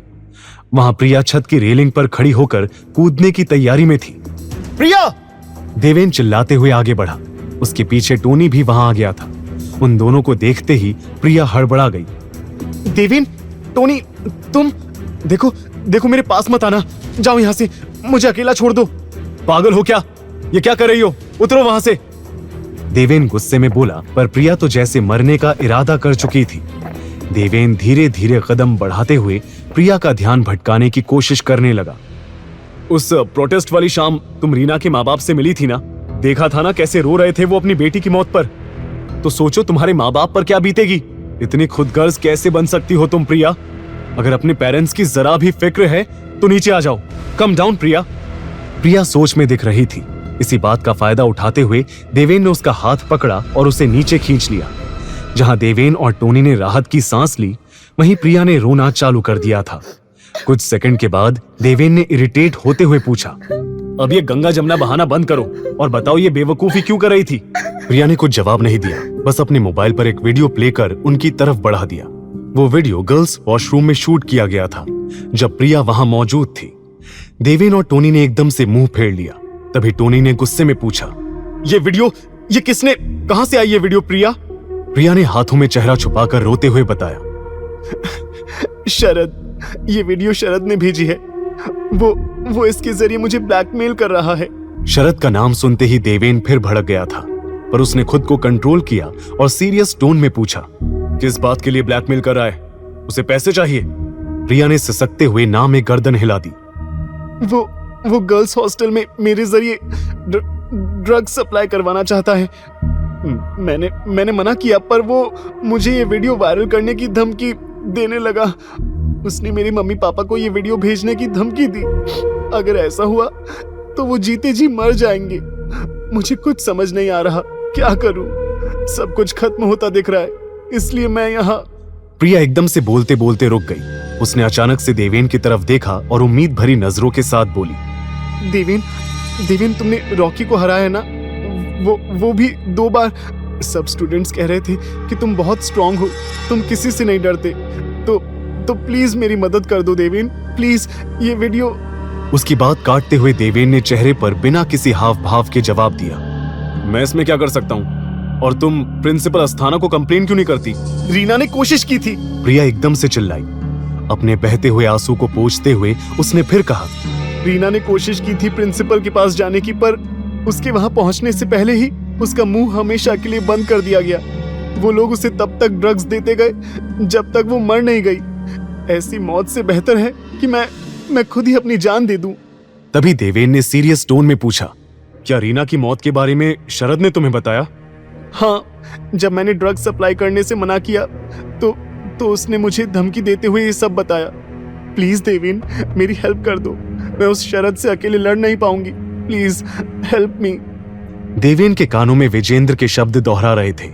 उसे खामोश देख टोनी ने भी उसे समझाने की कोशिश की, पर देवेन ने दांत भींचकर उसे जवाब दिया, क्या मैंने सभी की मदद करने का ठेका ले रखा है टोनी?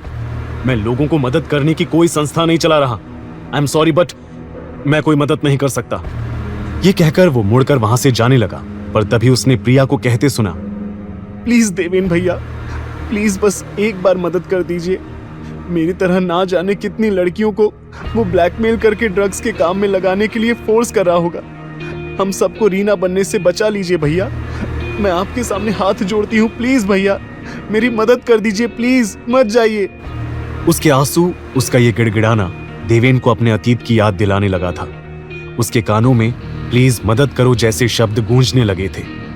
ये वही अतीत की यादें थीं जब उसके बचपन में गुंडों के परेशान करने पर उसकी मां मीरा आसपास भीड़ जमाए लोगों से मदद की गुहार लगाती थी, पर कोई मदद के लिए आगे नहीं आता था। सब खड़े होकर बस तमाशा देखते रहते थे। प्रिया का यूं रोना उसे अपनी बेबस मां की याद दिलाने लगा था। उसे पता ही नहीं चला कब उसकी आंखें भी नम हो गई थी। अचानक ही वो अपने ख्यालों से बाहर आया और अपनी मुट्ठी भींचते हुए वापस मुड़ा।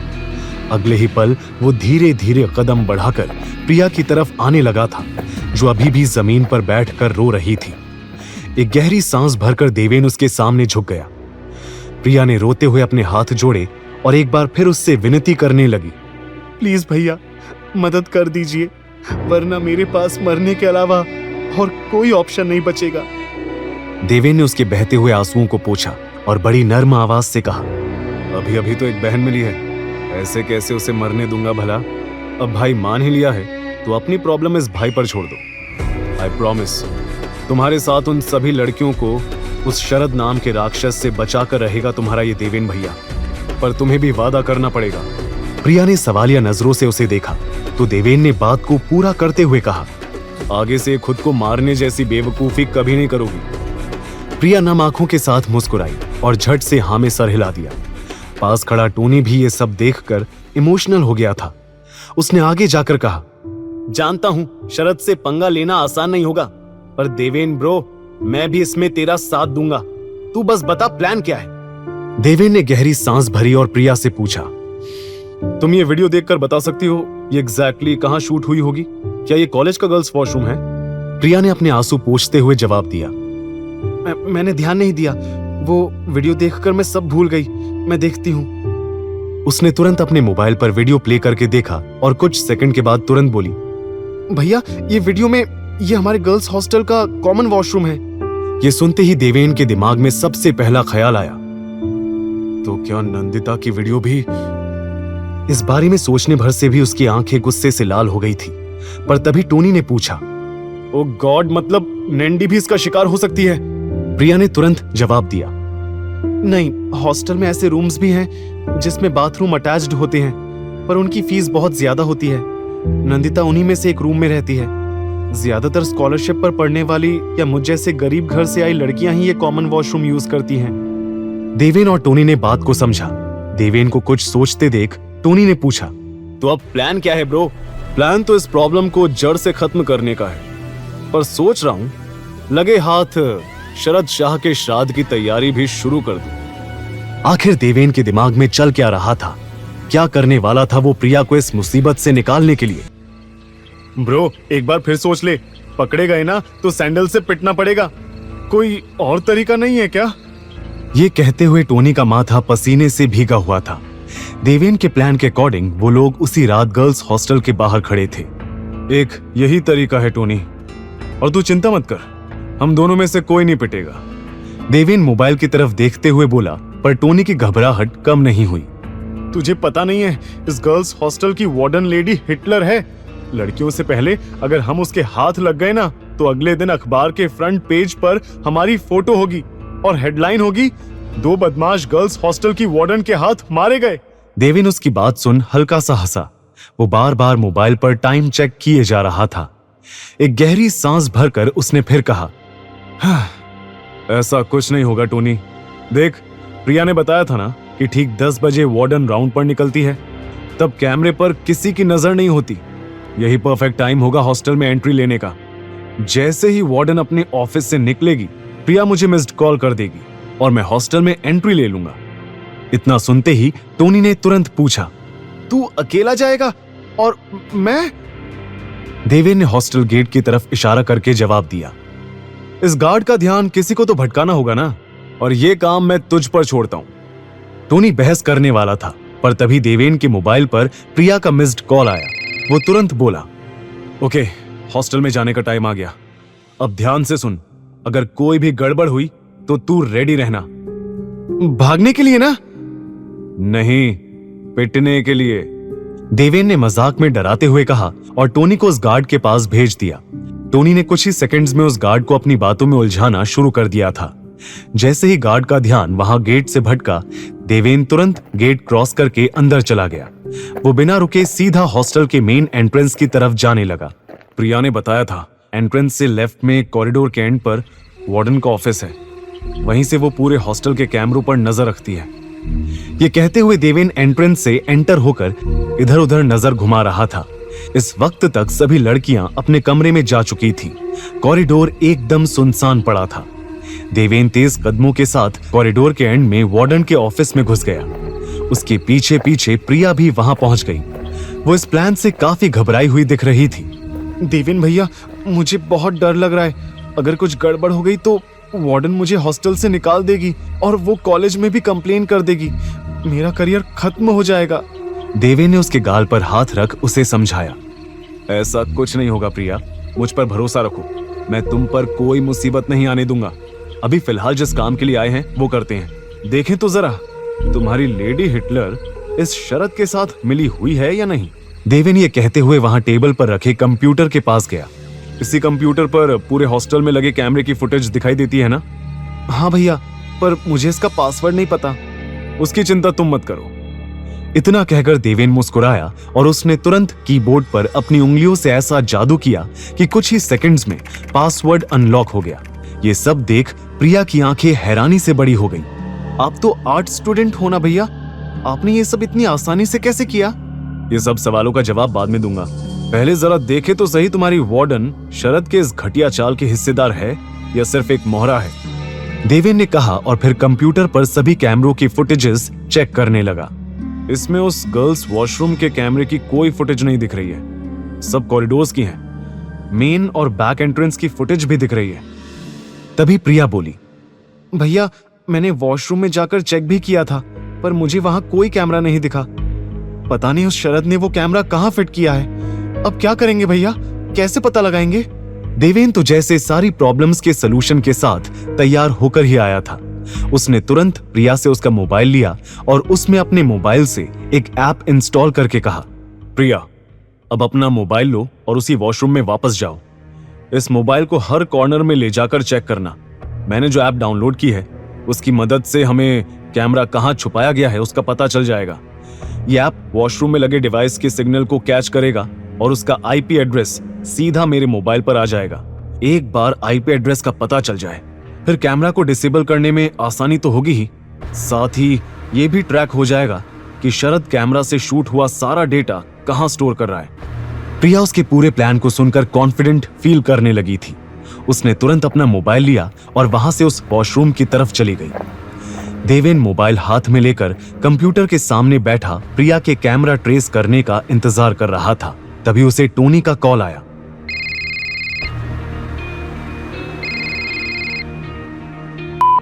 ब्रो, मुझे गार्ड से कब तक बात करते रहना होगा?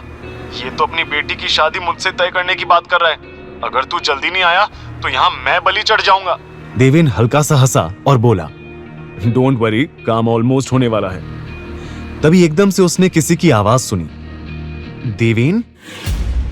अपना नाम सुनते ही देवेन की नजरें तुरंत दरवाजे की तरफ गई और उसकी आंखें फटी की फटी रह गई, क्योंकि वहां उसके सामने नंदिता खड़ी थी।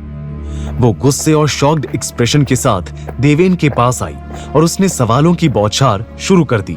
देवेन, तुम यहाँ क्या कर रहे हो? ये गर्ल्स हॉस्टल है, जानती हो ना? इतनी रात को यहाँ आए कैसे तुम? और ये वार्डन के ऑफिस में क्या कर रहे हो? ये कंप्यूटर पर कैमरास की फुटेजेस चलते देख नंदिता उसे गलत समझ बैठी। तुम लड़कियों पर नजर रख रहे हो? छी, मुझे लगा तुम्हें बस मारपीट का शौक है, पर तुम ये घटिया काम भी। मैं अभी वार्डन को सब बताती हूँ, सबको बुलाती हूँ, तुम्हें तो सजा मिलनी ही चाहिए। कोई है यहाँ? कोई? नंदिता चिल्लाते हुए वहां से जाने लगी थी, पर तभी देवेन ने उसकी कमर पर हाथ रखकर उसे अपनी तरफ खींचा और झट से उसके मुंह पर अपना हाथ रख दिया। नंदिता पहली बार देवेन के इतने करीब आई थी। देवेन ने जैसे ही उसे छुआ, उसके बदन में बिजली सी दौड़ गई। उसकी आंखें देवेन की आंखों से टकराई और वो एक पल को जैसे उनमें खो गई। लेकिन अगले ही पल वो होश में आई और देवेन को धक्का देकर दूर करते हुए बोली, इतनी रात को गर्ल्स हॉस्टल में क्या कर रहे हो? वार्डन के ऑफिस में क्यों आए हो? और सच बोलना, वरना मैं चिल्लाकर सभी को जमा कर दूंगी। देवेन के कुछ कहने से पहले ही उसके मोबाइल पर अचानक से प्रिया का कॉल आने लगा। ये देख उसने तुरंत कॉल पिक किया और स्पीकर पर रख दिया। हेलो भैया, यहाँ वॉशरूम में छिपा कैमरा मिल गया है, उसका सिग्नल दिख रहा है। अब मुझे क्या करना है? वेरी गुड प्रिया, अब तुम बिल्कुल चिंता मत करो, मेरे पास उसका आईपी एड्रेस आ गया होगा। मैं उस कैमरे को अभी डिसेबल करता हूँ और बाकी सब भी हैंडल करता हूँ। तुम बस अब अपने रूम में जाओ, वरना किसी को शक हो सकता है। दूसरी तरफ से प्रिया आवाज में राहत की झलक के साथ बोली, थैंक यू भैया, आप नहीं जानते आपकी वजह से कितनी लड़कियों की जिंदगी बर्बाद होने से बच जाएगी। थैंक यू, और प्लीज आप भी संभल कर जाइएगा। अब तक नंदिता के चेहरे पर गुस्से की जगह कंफ्यूजन ने ले ली थी। कॉल कट होते ही देवेन ने सीरियस टोन में उसे सब बताया। प्रिया की मदद कर रहा था। उस शरद ने गर्ल्स वॉशरूम में कैमरा लगाया था, जिसके जरिए वो प्रिया को ब्लैकमेल कर रहा था, यहाँ हॉस्टल में ड्रग्स सप्लाई करने के लिए, समझी? जब देखो मुझे क्रिमिनल का खिताब दे देती हो। नंदिता कुछ बोलना चाह रही थी, पर उसके मुंह से शब्द बाहर नहीं आ पा रहे थे। देवेन ने विनिंग स्माइल के साथ कहा, क्या हुआ? समझ नहीं आ रहा क्या बोलूं? मैडम, आप सॉरी बोलने से शुरुआत क्यों नहीं करती? नंदिता जो थोड़ी देर पहले सॉरी बोलने ही वाली थी, वो उसके एटीट्यूड को देख चिढ़ गई। सॉरी, गलती तुम्हारी है जो मुझे गलत वक्त पर गलत जगह मिल जाती हो। अब गलत फहमी नहीं होगी तो क्या होगा? अब खड़े क्या हो? चलो, जिस काम के लिए आए हो वो करो। कहते हुए वो कंप्यूटर की तरफ चली गई। उसे एम्बैरेस्ड देख देवेन दबी मुस्कान के साथ पीछे पीछे आया। उसने तुरंत अपने मोबाइल को कंप्यूटर से कनेक्ट किया और कैमरे के आईपी एड्रेस को ट्रैक करने लगा। नंदिता दरवाजे की तरफ नजर गड़ाई थी। देवेन, जल्दी करो, 10:15 हो गए हैं। वार्डन के वापस आने का टाइम हो गया है। ये कंप्यूटर थोड़ा स्लो चल रहा है। मुझे जानना है कि शरद सब डेटा एग्जैक्टली कहां स्टोर कर रहा है। इसके लिए थोड़ा तो वेट करना पड़ेगा। देवेन कीबोर्ड पर लगातार टाइप कर रहा था। ये देख नंदिता बोली, तुम्हें ये सब टेक्निकल नॉलेज भी है? इम्प्रेसिव। देवेन ने टेढ़ी मुस्कान के साथ जवाब दिया, मेरे टैलेंट की लिस्ट बहुत लंबी है नंदिता जी। नंदिता आर्ग्यू करने वाली थी, तभी उन्हें कॉरिडोर से एक औरत की बुलंद आवाज सुनाई पड़ी। हाँ, कुछ लड़कियां बाहर गई हैं और अभी तक वापस नहीं आई हैं। आने दो उन्हें, सजा जरूर दूंगी। वीकेंड है तो क्या लेट नाइट पार्टीज करेंगी? रूल्स नाम की चीज भी कुछ होती है। 10 बजे के बाद कोई लड़की कमरे के बाहर नहीं होनी चाहिए, पर कुछ लड़कियां सुनती ही नहीं है। यह आवाज सुनते ही नंदिता के हाथ पैर फूलने लगे। मर गए देवेन, वार्डन आ रही है, जल्दी करो। अपने साथ मुझे भी मरवाने का प्लान है क्या? देवेन ने चिढ़ाते हुए जवाब दिया, देखो, मैंने तुम्हें मुसीबत में फंसने का न्योता नहीं दिया था। तुम खुद ही यहाँ चलकर आई थी। और अचानक से देवेन को कंप्यूटर पर डेटा स्टोरेज लोकेशन का पता चल गया। डन, लोकेशन मिल गई और कैमरा भी डिसेबल हो गया है। तभी दोनों ने दरवाजा खुलने की आवाज सुनी। नंदिता ने देवेन को वहां पास रखे काउच के पीछे छिपने का इशारा कर दिया। उसके छिपते ही ऑफिस का डोर ओपन हो गया। वहां 40-45 साल की हट्टी कट्टी औरत खड़ी थी। नंदिता, तुम इस वक्त यहाँ क्या कर रही हो? टाइम देखा है? 10:17 हो गए हैं। रूल्स भूल गई हो क्या? नंदिता हड़बड़ाते हुए बोली, नो मैम, एक्चुअली वो मुझे आपसे मिलना था, इसलिए यहाँ ऑफिस में आ गई। मुझसे मिलना था? वो भी इतनी रात को? सुबह नहीं मिल सकती थी? वार्डन की स्ट्रिक्ट टोन से नंदिता घबरा गई। एक्चुअली मैम, वो मेरे कमरे की ट्यूबलाइट वो फ्लिकर कर रही है, उसे ठीक करवाना है। ठीक है, मैं कल देखती हूँ।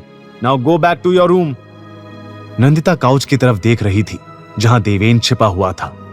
वो यही सोच रही थी कि उसे बाहर कैसे निकाले। तभी उसने एकदम से कहा, मैम, आपके पास सिरदर्द के लिए कोई मेडिसिन होगी? वो मेरे पास खत्म हो गई है और बाकी लड़कियों को इस वक्त परेशान करना सही नहीं होगा। वार्डन ने गहरी सांस भरी और वहां टेबल के पीछे रखे कैबिनेट की तरफ मुड़ गई। मौका देख नंदिता ने तुरंत देवेन को इशारा किया और वो ऑफिस से बाहर आ गया। नंदिता ने राहत की सांस भरी और फिर झूठी मुस्कुराहट के साथ वार्डन से मेडिसिन ली और वहां से चली गई। बाहर आते ही उसे देवेन कुछ ही दूरी पर खड़ा मिला। देवेन, तुम अभी तक गई नहीं? तुम्हारे लिए इतना झूठ बोला और तुम जाओ यहां से। ओ हेलो, मुझे भी कोई शौक नहीं है यहाँ रुकने का। भगवान ने आंखें दी हैं तो उनका इस्तेमाल करो और आसपास नजर घुमाओ। वो देखो, ये मेन रास्ता है बाहर जाने का और यहाँ पर कैमरा लगा है। उधर वार्डन कंप्यूटर के सामने जमकर फुटेज देख रही होगी। बाहर निकलने का कोई और तरीका सोचना होगा। देवेन और नंदिता दोनों परेशान एक्सप्रेशन के साथ इस मुसीबत का हल सोच रहे थे, पर तभी उन्हें मेन एंट्रेंस से कुछ लड़कियों की आवाज सुनाई दी। यार, 10 बजे का कर्फ्यू था, लेट हो गया है। वो हिटलर तो आज जान ही ले लेगी। देवेन और नंदिता लड़कियों के आने से घबरा रहे थे और तभी उन्हें पीछे से वार्डन के ऑफिस से बाहर आने की आवाज भी आने लगी, जिसे सुनते ही दोनों की आंखें शौक से बड़ी हो गई। दोनों समझ चुके थे कि वो बुरी तरह फंस गए हैं। अब क्या करेंगे देवेन? सामने से ये लड़कियां और पीछे वो वार्डन, हम पकड़े जाएंगे। कुछ करो। सोचने तो दो मुझे मेरी माँ। देवेन भी काफी परेशान दिख रहा था। तभी सामने से आई उन लड़कियों के सामने आकर किसी ने रास्ता रोक दिया। देवेन और नंदिता ने देखा तो वो और कोई नहीं बल्कि प्रिया ही थी, जिसने उन्हें तुरंत वहां से निकलने का इशारा कर दिया। अचानक से नंदिता को अपने पीछे कदमों की आवाज सुनाई पड़ी उसने तुरंत देवेन का हाथ पकड़ा और वहां स्टेयर्स से होते हुए उसे सीधा अपने कमरे में ले गई। कमरे का डोर अंदर से लॉक करते ही देवेन और नंदिता ने राहत की सांस ली। कैसा बकवास प्लान बनाया था तुमने। अगर अभी पकड़े जाते तो तुम कुछ सोचकर भी आए थे या बस हीरोगिरी दिखाने निकल पड़े? देवेन ने उसके करीब कदम बढ़ाया और चिढ़कर बोला, ओ हेलो, मेरा प्लान परफेक्ट ही था। तुम्हारी वजह से सब गड़बड़ हो गई। तुम नहीं आती तो तुम्हें समझाने में मेरा टाइम वेस्ट नहीं होता और मैं काम करके आराम से निकल जाता। तुम मान लो गलती आपकी थी नंदिता जी। ये सुन नंदिता का मुंह बंद हो गया था। देवेन ने गहरी सांस भरकर रूम में इधर उधर घूमना शुरू कर दिया, जैसे वहां का मुआयना कर रहा हो। Nice room. हॉस्टल में इतने अच्छे कमरे भी हो सकते हैं। बेड? तुम्हारे साथ कोई और लड़की भी रहती है क्या? वो कहाँ है? देवेन ने कैजुअली पूछा और पास टेबल पर रखी मैगजीन उठाकर सीधा नंदिता के बेड पर आराम से जाकर लेट गया। Are you serious? हमारे सामने इतनी बड़ी मुसीबत इंतजार कर रही है और तुम यहाँ रिलैक्स कर रहे हो। अरे ये सोचो कि तुम यहाँ से कैसे निकलोगे। और अगर कोई... उसी वक्त नंदिता के दरवाजे पर नॉक हुआ। नंदिता जहां शॉक में दिखी, वहीं देवेन अभी भी बेड पर रिलैक्स होकर लेटा रहा। जाओ दरवाजा खोलो, या तुम कहो तो मैं कर दूं? देवेन टेढ़ी मुस्कान के साथ बोला। नंदिता जानती थी वो इस सिचुएशन में भी उसे छेड़ रहा था। उसने एक पल देवेन को घूर कर देखा और घबराते हुए दरवाजे की तरफ गई। उसने थोड़ा सा दरवाजा खोला। वहां सामने अपनी फ्रेंड अर्चिता को देख नंदिता बोली, अर्चिता तुम यहाँ इतनी रात को क्या हुआ? नींद नहीं आ रही थी तो सोचा तेरे पास आ जाऊं। आज तेरी रूममेट रूही भी नहीं है ना। चल साथ में हॉरर मूवी देखते हैं। दरवाजा तो खोल वरना वार्डन आ जाएगी। अर्चिता अंदर आने की कोशिश में थी कि तभी नंदिता चिल्लाई, नहीं। अर्चिता एकदम से हैरान हो गई। तभी नंदिता ने नर्वस स्माइल के साथ फिर कहा, वो मतलब अभी नहीं आ सकती तुम। वो मुझे अकेले पढ़ाई करनी है देर रात तक। तो हम कल मिलते हैं। Okay, good night. ये कहते ही नंदिता ने झट से दरवाजा बंद कर दिया और मुड़कर अपनी बढ़ी हुई धड़कनों को शांत करने लगी। फिर कुछ पल रुककर वो देवेन की तरफ आते हुए बोली, देवेन, सिर्फ तुम्हारी वजह से मुझे झूठ बोलना पड़ रहा है। इतना झूठ तो मैंने अपनी पूरी लाइफ में नहीं बोला होगा। तुम... ओह रियली? तुमने इससे पहले कोई झूठ नहीं कहा मिस नंदिता शेखावत? देवेन ने टेढ़ी मुस्कान के साथ कहा। नंदिता उसके हाथ में अपनी और अपने पापा की फोटो को देख एकदम शॉक्ड हो गई थी। ये फोटो तुम्हारे पास? मैंने ड्रॉर में... तुम मेरे पर्सनल सामान में ताका झांकी कैसे कर सकते हो देवेन? नंदिता ने देवेन के हाथ से फ्रेम छीन लिया। तभी देवेन फिर बोला, वो फोटो तुम्हारे साथ तुम्हारे... हाँ, मेरे डैड हैं। नंदिता ने जवाब दिया और ड्रॉर खोल फ्रेम वापस उसमें रख दिया। कुछ देर के लिए कमरे में खामोशी छा गई थी। देवेन ने उनके बीच आई ऑकवर्ड खामोशी को तोड़ा। कमाल है नंदिता जी, आप तो बड़ी अमीर निकली। इंडिया के मशहूर बिजनेसमैन विजेंद्र शेखावत आपके डैड है। मैं होता तो इस बात का ढिंडोरा हर जगह पीट देता। पर तुम अजीब हो, तुमने अपनी असली पहचान छुपा रखी है। लेकिन क्यों? इसमें बताने वाली क्या बात है? मैं कॉलेज में पढ़ने आई हूं, अपनी अमीरी का शो ऑफ करने नहीं। देवेन ने जब से ये मिशन ज्वाइन किया था तब से उसके मन में एक सवाल हमेशा रहता था और आज उसने मौका देखकर वो पूछ ही लिया। इतना अमीर होने के बावजूद भी तुम्हारी ऐसी क्या मजबूरी है कि तुम्हें इस कॉलेज में पढ़ना पड़ रहा है? तुम तो दुनिया के किसी भी फेमस कॉलेज में आराम से एडमिशन ले सकती हो, राइट? तो फिर ये कॉलेज क्यों? ये जानते हुए भी कि इस कॉलेज में पल पल स्टूडेंट्स की जान पर खतरा रहता है, तो फिर यहाँ ही क्यों नंदिता? ये महादेवी कॉलेज मेरे डैड ने बनवाया था देवेन। उसका ये जवाब सुनते ही देवेन की मुस्कान गायब हो गई। वहीं नंदिता ने होठों पर सैड स्माइल के साथ अपनी बात को पूरा किया। डैड ने तो सिर्फ कॉलेज बनवाया, पर प्रिंसिपल का रोल निभाते निभाते ये कॉलेज कब माँ की दुनिया बन गया उन्हें भी पता नहीं चला। हाँ, यहाँ के ex principal Mrs Ragini Shekhawat मेरी माँ थी। मेरे यहाँ आने का कारण भी वही है। माँ ने इस कॉलेज को लेकर एक सपना देखा था जिसमें गरीब अमीर हर बच्चे को बेस्ट एजुकेशन मिले। माँ तो अब मेरे साथ नहीं है, तो सोचा उनके कॉलेज में आकर ही उनको खुद के करीब महसूस कर लूं। जानती हूं ये कॉलेज सेफ नहीं है, पर ये हमेशा से ऐसा नहीं था देवेन। नंदिता की आवाज भारी हो गई थी। उसने रुककर फिर कहा, माँ के जाने के बाद इस कॉलेज की हालत दिन पर दिन बिगड़ती चली गई। पापा अपने बिजनेस एम्पायर को संभालने में इतना उलझे रहे कि ध्यान ही नहीं दे पाए। पर देवेन, मैं अपनी माँ के सपने को ऐसे बिखरने नहीं दे सकती। इसलिए देवेन ने उसकी बात को पूरा किया। इसलिए तुम यहाँ आ गई इस कॉलेज को सुधारने। इसलिए तुम यहाँ हो रहे हर गलत के खिलाफ आवाज उठाने की कोशिश करती हो। नंदिता ने नम आंखों के साथ धीरे से हाँ में सर हिला दिया। उसके आंसू देख ना जाने क्यों देवेन के सीने में चुभन सी उठी, पर इस फीलिंग को इग्नोर करते हुए उसने गहरी सांस भरकर फिर पूछा, तुम्हारी माँ रागिनी जी, वो कब उनकी डेथ कैसे हुई? ये सवाल सुनते ही नंदिता का चेहरा एकदम सफेद पड़ गया था। वो नजरें चुराने लगी। उसने झट से अपने बहते आंसू पोंछे और बोली, अभी ये सब बातें करने का टाइम नहीं है देवेन। तुम्हें वो प्रिया की प्रॉब्लम सॉल्व करनी है ना? वो जो तुम लोकेशन की बात कर रहे थे, वो कहाँ की है? देवेन समझ रहा था कि नंदिता टॉपिक चेंज कर रही थी, पर उसके दिमाग में सवाल अटक चुका था। ऐसा क्या हुआ था रागिनी जी के साथ जो नंदिता उनके बारे में बात करने से कतरा रही थी? पर फिलहाल इस बात को दबाते हुए उसने कहा, लोकेशन सुल्तानपुर की आ रही है। करंटली वहां से एक लैपटॉप का आईपी एड्रेस ट्रैक हो रहा है जिस पर कैमरे का शूट हुआ सारा डेटा स्टोर हो रहा था। 1 मिनट, सुल्तानपुर?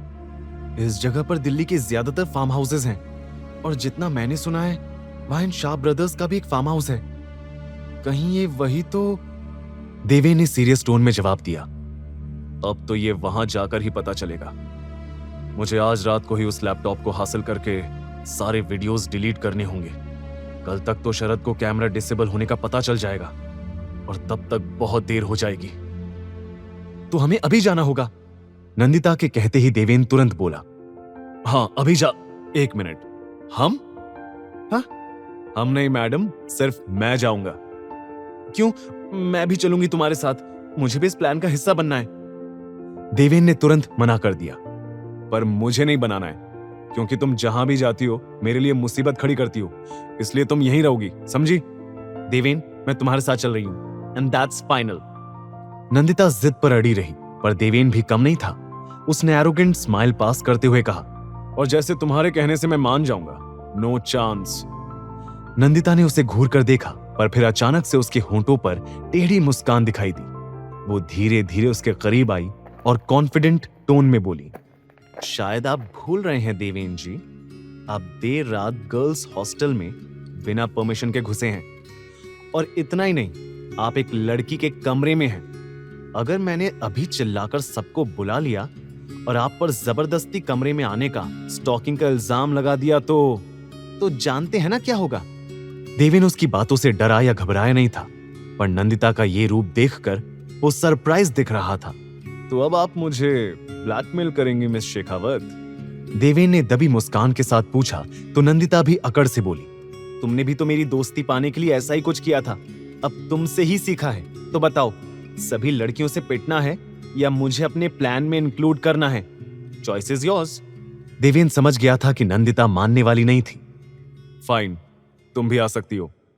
ये कहते हुए वो कमरे की बालकनी की तरफ चला गया। नंदिता काफी खुश दिखी, पर उसकी यह खुशी ज्यादा देर नहीं टिकी। चलो, ये तो अच्छा है नंदिता कि तुम्हारा कमरा फर्स्ट फ्लोर पर है, यहां से जाना इजी रहेगा। नंदिता शॉक्ड एक्सप्रेशन के साथ बालकनी में आकर बोली, व्हाट? हम बालकनी से जाने वाले हैं? यहां से नीचे कूदना पड़ेगा? नहीं नहीं, कूदना क्यों है, मैं तो सुपरमैन हूं, तुम्हें उड़ाकर ले जाऊंगा। देवेन का ये जवाब सुन नंदिता कुछ नहीं बोली। वो बालकनी से नीचे देखती रही। तभी देवेन ने कमरे में कबर्ड से बेडशीट और दुपट्टा ढूंढना शुरू कर दिया। ओ मैडम, प्लान में इंक्लूड होने का शौक है ना, तो जरा यहाँ आकर थोड़ा काम भी कर लो। ये कपड़ों की एक रस्सी तैयार करते हैं, यहाँ बालकनी की रेलिंग से बांधकर हम आराम से नीचे पहुंच जाएंगे, ज्यादा ऊंचाई नहीं है। नंदिता ने घबराते हुए देवेन की रस्सी बनाने में मदद की। करीब 5 से 10 मिनट बाद दोनों बालकनी के पास खड़े थे। देवेन ने रेलिंग से कपड़ों से बनी उस रस्सी के एक सिरे को बांधा और बाकी को नीचे की तरफ गिरा दिया। पहले मैं जाता हूँ, फिर तुम आ जाना, ओके? देवेन उसके जवाब का इंतजार किए बिना ही रस्सी पकड़कर पलक झपकते ही नीचे पहुंच गया, पर नंदिता नीचे आने से घबराती रही। ये देख देवेन इरिटेट होकर बोला, देखो, अगर इतना ही डर लग रहा है तो मत आओ, मैंने तुम्हें फोर्स नहीं किया है। नहीं, मैं आ रही हूं। कहकर नंदिता ने डरते हुए रस्सी पकड़कर धीरे धीरे नीचे आने की कोशिश शुरू की। वो जमीन से कुछ ही दूरी पर थी कि तभी नंदिता का हाथ छूट गया। वो एकदम से नीचे गिरने लगी, पर देवेन ने तुरंत आगे आकर उसे अपनी बाहों में भर लिया।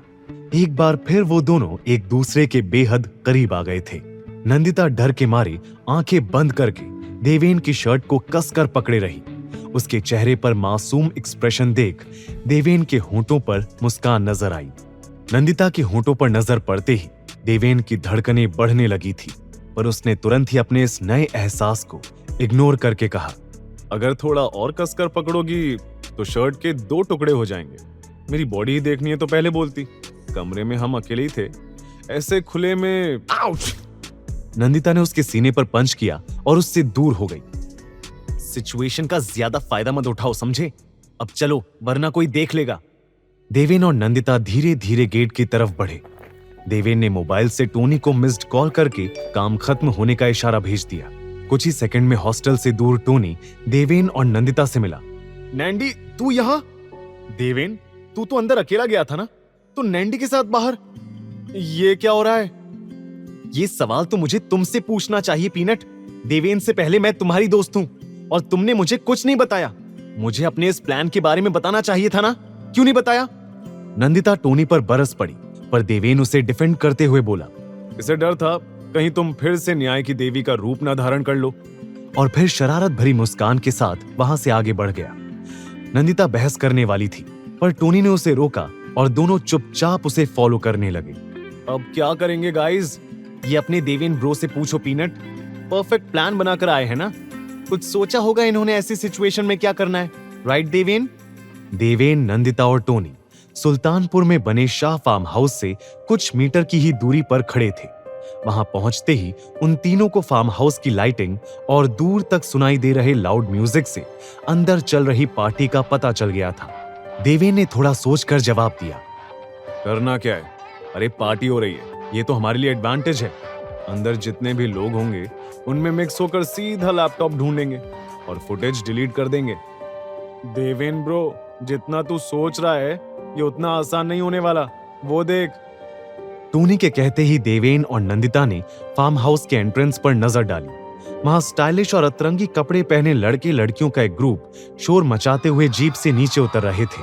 पर देवेन को इसमें सबसे ज्यादा इंटरेस्टिंग बात कुछ और लगी।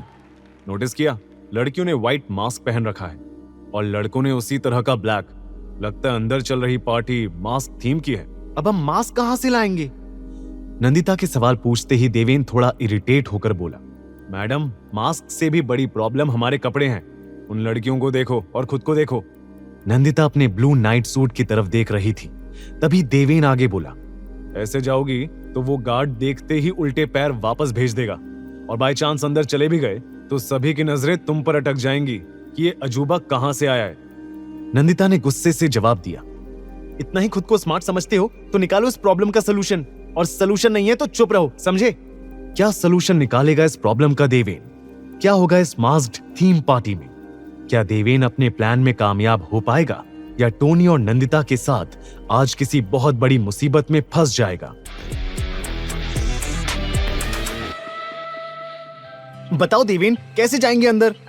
देवेन नंदिता को पलटकर जवाब देने वाला था कि तभी टोनी रेफरी की तरह बीच में आ गया। गाइस रिलैक्स यार, जब मिलते हो लड़ने लगते हो, अभी सलूशन ढूंढने पर फोकस करो। देवेन और नंदिता ने एक दूसरे से नजर फेर ली। तभी देवेन की नजर वहां आती एक कार की तरफ गई जिसमें मास्क लगाए एक कपल बैठा था। अब जैसा कहता हूं बिल्कुल वैसा ही करना। टोनी, समझा देना अपनी दोस्त को, कोई गड़बड़ ना करे। ये कहते ही देवेन हाथ दिखाकर कार रुकवाने लगा। Please help help. कार रुकते ही देवेन घबराई आवाज में बोला, देखिए, मेरी गर्लफ्रेंड को जल्द से जल्द हॉस्पिटल लेकर जाना है। आप हमारी मदद कर दीजिए प्लीज। देखिए, उसे बहुत दर्द हो रहा है। फिर पीछे मुड़ उसने नंदिता को इशारा किया।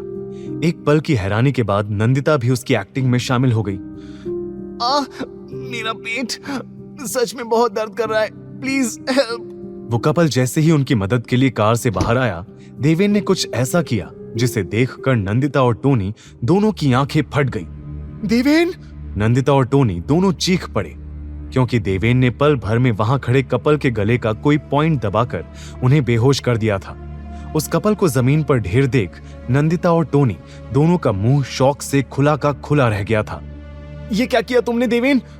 कहते हुए नंदिता टेंशन में उस कपल को चेक करने लगी, पर देवेन ने बड़ी बेपरवाही से जवाब दिया, डोंट वरी, जिंदा है, बस बेहोश किया है। चलो, एटलीस्ट कपड़ों का तो इंतजाम हो गया। ये सुन जहां नंदिता उसे गुस्से से घूर रही थी, वहीं टोनी ने एक्साइटेड टोन में कहा, वो ब्रो, तुझे ये टेक्निक भी आती है? ऑसम, मुझे भी सिखाना। कुछ नहीं करना, बस गर्दन का एक पॉइंट दबाओ और सामने वाली पार्टी आउट। टोनी का ये एक्साइटमेंट शुरू होते ही खत्म हो गया जब देवेन को गुस्से से घूर रही नंदिता ने कहा, चोरी छिपे गर्ल्स हॉस्टल में घुसना, हैकिंग करना, बालकनी से कूदना और अब कपड़े चुराने के लिए ऐसे बेहोश करना, कंफर्म है तुम एक सर्टिफाइड क्रिमिनल हो मिस्टर देवेन। भूलो मत, इसी क्रिमिनल की वजह से तुम्हारे गर्ल्स हॉस्टल की बहुत लड़कियों की जान बचने वाली है। तो ये तानों को थैंक यू में बदल लो, बेहतर रहेगा। अब चलो, तुम उस लड़की के कपड़ों से अपने कपड़े बदल लो और मैं इस लड़के के साथ कर लेता हूँ। देवेन के ये कहते ही वहां खड़ा टोनी झट से बोला, और मैं? डोंट टेल मी, इस बार भी मुझे बाहर रहने की ड्यूटी मिली है। देवेन ने सॉरी स्माइल के साथ जवाब दिया, टोनी यार, माफ करना, पर तू किसी भी भेस में अंदर जाएगा तो पकड़ा जाएगा। पर तू चिंता मत कर, तेरे लिए मेरे पास एक और इम्पोर्टेंट काम है। देवेन अपनी बात पूरी कर पाता कि तभी नंदिता बोली, पर मैं क्या ऐसे खुले में चेंज करूंगी? वैसे तुम्हें कोई रोक नहीं रहा, पर फिलहाल के लिए कार की बैक सीट में चली जाओ। टोनी, पहले इस बेहोश पड़ी लड़की को बैक सीट पर बिठा दे, और नंदिता जी, फिर आप अपना ये सुंदर सुशील संस्कारी रूप छोड़कर जरा सेक्सी, शातिर, स्टाइलिश रूप में आ जाना। देवेन के कहने पर टोनी ने उस लड़की को बैक सीट पर लेटा दिया और वापस आ गया। नंदिता अब तक वहीं खड़ी थी। ये देख देवेन इरिटेट होकर बोला, अब आप खुद जाएंगी या मैं आकर कुछ मदद करूं? नंदिता ने उसे घूर कर देखा और कार में चली गई। कुछ ही मिनट बाद देवेन रिप्ड जीन्स और ब्लैक लेदर जैकेट में अंदर जाने के लिए रेडी था। नंदिता के आने से पहले वो टोनी को एक इंपॉर्टेंट काम समझा रहा था। जैसा कहा है बिल्कुल वैसा ही करना टोनी, जरा भी गड़बड़ नहीं होनी चाहिए। टोनी टेंस्ड टोन में बोला, पर देवेन, नंदिता इस बात के लिए नहीं मानेगी। उसे बता कौन रहा है? तुझे इस प्लान में रोल चाहिए था ना, तो बस अपना काम ठीक। देवेन कहते कहते रुक गया जब कार का दरवाजा खुला और उसमें से व्हाइट कलर की बॉडीकॉन ड्रेस पहने नंदिता बाहर आई। हवा में लहराते हुए बालों के साथ वो कार के पास नर्वस खड़ी थी। देवेन को पता ही नहीं चला कब उसके कदम नंदिता की तरफ बढ़ते चले गए। अब तो किसी की नजर मुझ पर नहीं पड़ेगी ना? Problem solve? नंदिता ने थोड़ा गुस्से में पूछा, पर देवेन ने मुस्कुराकर जवाब दिया, प्रॉब्लम तो बढ़ा दी तुमने, अब तो तुम पर से किसी की नजर हटना भी मुश्किल होगी। जहां देवेन उसकी खूबसूरती में खोया था, वहीं नंदिता उसकी आंखों में। दोनों एक पल के लिए आसपास का सब भूल ही गए थे, पर तभी टोनी ने छेड़ते हुए कहा, ये एक दूसरे को निहारने का कॉन्टेस्ट बाद में कर लेना, अभी मिशन पर फोकस करें। नंदिता ने तुरंत अपनी नजरें फेर ली और अपना ब्लशिंग फेस छुपाते हुए सीधा फार्म हाउस की तरफ कदम बढ़ाने लगी। देवेन भी दबी मुस्कान के साथ तुरंत उसके पीछे आया। ओ राजधानी एक्सप्रेस, रुको, ये मास्क तो पहन लो। नंदिता ने बिना कुछ कहे उसके हाथ से व्हाइट मास्क लेकर पहन लिया। देवेन भी ब्लैक मास्क लगाकर बोला, अब ध्यान से सुनो, अंदर जाकर ऐसे पेश आना कि तुम्हारे लिए पार्टीज में आना बहुत ही कॉमन बात है, ओके? नंदिता ने बात को समझा और देवेन के साथ कॉन्फिडेंटली फार्म हाउस में एंटर हो गई। अंदर आते ही दोनों एकदम शॉक्ड हो गए थे। सामने उस आलीशान बंगलो से लेकर पूल, गार्डन, सब यंग लड़के लड़कियों से भरा हुआ था। जहां कोई हुक्के के मजे ले रहा था, तो वहीं कुछ लोग वोडका शॉट्स का कंपटीशन कर रहे थे, तो कुछ लाउड म्यूजिक पर उछल रहे थे। ये कैसी पार्टी हुई भला? वो देखो, वो खुलेआम किस कर रहे हैं। छी, कोई ताज्जुब की बात नहीं होगी अगर यहाँ सब ड्रग्स भी ले रहे होंगे तो। नंदिता ने मुंह बिगाड़ कर कहा। ये सुनते ही देवेन हंसकर बोला, तो तुम्हें क्या लगा था यहाँ अंदर सब पूजा कर रहे होंगे और आखिर में प्रसाद लेकर शांति से लौट जाएंगे? नंदिता जी, आजकल पार्टीज ऐसी होती हैं। तुम पहले कभी पार्टी में गई भी हो? सॉरी, सवाल कुछ और होना चाहिए। पहले कभी किसी ने तुम्हें पार्टी में इनवाइट भी किया है? Just shut up. मैंने बहुत पार्टीज अटेंड की हैं, पर वो सब ऐसी जंगली नहीं होती। एनीवेज, मिशन पर फोकस करते हैं। शरद को ढूंढना है, राइट? शरद नहीं मैडम, उसका कमरा। इस बड़े से बंगले में उसका कमरा कौन सा है, ये ढूंढना है और खुद को सभी की नजरों में आने से बचाना है। देवेन के ये कहते ही नंदिता और देवेन आगे बढ़ने लगे।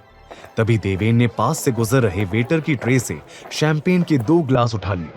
उसने जैसे ही नंदिता को पास किया, वो गुस्से में बोली, मैं ड्रिंक नहीं करती और इतने जरूरी मिशन पर तुम्हारा ये सब करना जरूरी है? थोड़ा दिमाग का इस्तेमाल भी कर लिया करो नंदिता जी। पीना नहीं है, बस किसी को शक ना हो इसलिए ये ग्लास पकड़ने को दिया है। नंदिता ने चुपचाप उसके हाथ से ग्लास ले लिया। करीब 5-10 मिनट इधर उधर नजर घुमाने के बाद उसने सीरियस टोन में पूछा, इतने सारे लोगों में शरद का पता कैसे लगाएंगे? सभी लड़कों ने एक जैसा मास्क पहना हुआ है। एक एक करके पूछेंगे तो किसी को शक भी हो सकता है। क्या करें? और तुम किसे ढूंढ रहे हो? किसी ऐसे को जो पार्टी की और इस फार्म हाउस के हर एक कोने की इंफॉर्मेशन रखता हो या रखती हो। मिल गई। देवेन की नजर एकदम से बार काउंटर के पास खड़ी रेड कलर की बैकलेस ड्रेस पहने एक लड़की पर जाकर रुक गई थी। देवेन ने उसे ऊपर से नीचे तक निहारा और शैंपेन का ग्लास एक ही घूंट में खत्म कर वहां से जाते हुए नंदिता से बोला, तुम यहीं रहना, अगर खो गई तो मैं ढूंढने नहीं आऊंगा। व्हाट? ओ हेलो, मैं कोई बच्ची, अरे तुम कहां जा? नंदिता के पूछने से पहले ही देवेन बार काउंटर की तरफ चला गया। वहां काउंटर पर जाते ही उसने ऑर्डर दिया, vodka shot, make it double. Bartender ने जैसे ही 2 शॉट सामने रखे, देवेन ने साथ खड़ी रेड ड्रेस पहने उस लड़की को एक पास कर दिया। मास्क की वजह से देवेन उसका चेहरा देख नहीं पा रहा था, पर उसकी नीली आंखें ही काफी कुछ बयां कर रही थी। उस लड़की ने देवेन को देखते हुए वॉडका शॉट लिया और फिर टेढ़ी मुस्कान के साथ अपनी सिडक्टिव आवाज से पूछा, तुम्हें पहले कभी इन पार्टीज में नहीं देखा? नए हो? देवेन ने भी कॉन्फिडेंट टोन में जवाब दिया, बिना चेहरे देखे तुम कैसे कह सकती हो सकता है मैं यहीं रहता हूं, बस आज तक तुम्हें दूर से निहारता रहा हूं और आज हिम्मत करके तुम्हारे पास आया हूं। उसकी बात सुनते ही वो लड़की देवेन के करीब आई, उसके सीने पर हाथ रख उसकी आंखों में देखकर बोली, ट्रस्ट मी डार्लिंग, तुम जैसे लड़के माया के रडार से नहीं चूकते। तो बताओ, इस पार्टी में रास्ता कैसे भूल गए या किसी काम से आए हो? देवेन ने उसका हाथ अपने हाथ में लिया और सीरियस टोन में बोला, शरद शाह के रूम तक पहुंचना है, जानती हो ना उसका रूम कहाँ है? और इस सवाल का जवाब देकर मुझे क्या मिलेगा? फायदा दोनों का होना चाहिए, राइट? तो बताओ क्या कर सकता हूं तुम्हारे लिए? फिलहाल के लिए डांस, फिर सोचकर बताती हूँ, कहकर माया देवेन का हाथ पकड़कर उसे वहां से डांस फ्लोर तक ले गई। ये सब देख रही कुछ ही दूर खड़ी नंदिता का चेहरा गुस्से से लाल हो गया था। वो मुंह बिगाड़ कर बोली, लो जनाब, फिसल गई। उस दिन आयशा के साथ और अब यहां। पता नहीं इसे इस लड़की में क्या दिखा। देखो तो कैसे चिपक कर डांस कर रहा है, जैसे अगर दूर हो जाएगा तो सांस नहीं ले पाएगा। देवेन और माया जितना क्लोज डांस कर रहे थे, उतना ही नंदिता के गुस्से का पारा बढ़ता जा रहा था। वो मुड़कर खड़ी हो गई और हाथ में लिया शैंपेन का ग्लास एक बार में खत्म कर दिया। पहली बार ड्रिंक करने की वजह से नंदिता ने खांसना शुरू कर दिया था। लगता है पहली बार शैंपेन पी रही हो। अपने पीछे से आई आवाज सुनते ही नंदिता की आंखें शौक से बड़ी हो गई, क्योंकि वो जानी पहचानी आवाज शरद की थी। मास्क में होने की वजह से शरद नंदिता को पहचान नहीं पा रहा था। शरद नशे की हालत में उसके करीब आने लगा। नंदिता सहम कर पीछे कदम लेने लगी। अरे डर क्यों रही हो बेबी, चलो ना, आई प्रॉमिस मेरे साथ तुम्हें बहुत मजा आएगा, जो आज तक नहीं आया होगा। नंदिता पीछे जाते जाते अचानक से किसी से टकरा गई। बढ़ी हुई धड़कनों के साथ उसने मुड़कर देखा, पर वहां देवेन को देख उसकी जान में जान आ गई।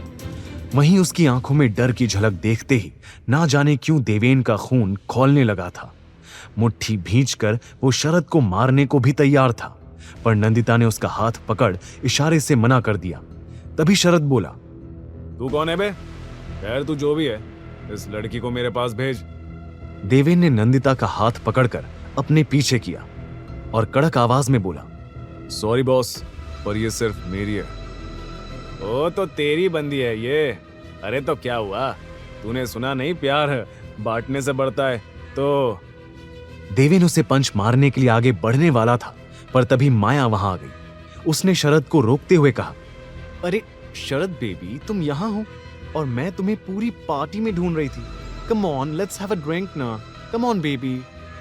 माया की रिवीलिंग ड्रेस देखकर शरद सब कुछ भूल गया और माया के साथ चला गया। नंदिता चैन की सांस भर रही थी। तभी देवेन भड़क उठा, समझ नहीं आता, तुम जहां होती हो वहां मुसीबत क्यों खड़ी हो जाती है? अरे अगर शरद करीब आ रहा था तो चिल्ला नहीं सकती थी, भाग नहीं सकती थी। अगर उसने तुम्हें छू भी लिया होता तो अभी उसकी लाश देख रही होती। नंदिता उसकी बात सुन हैरान हो गई।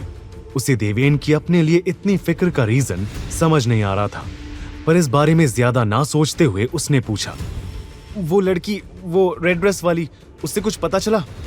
हाँ, माया ने बताया कि इस बंगले के सेकंड फ्लोर पर पहला रूम ही शरद का है। शरद वहां अपनी प्राइवेट पार्टी करता है। जब तक माया शरद को बिजी रख रही है तब तक हम वहां जाकर अपना काम पूरा कर सकते हैं। अब चलो।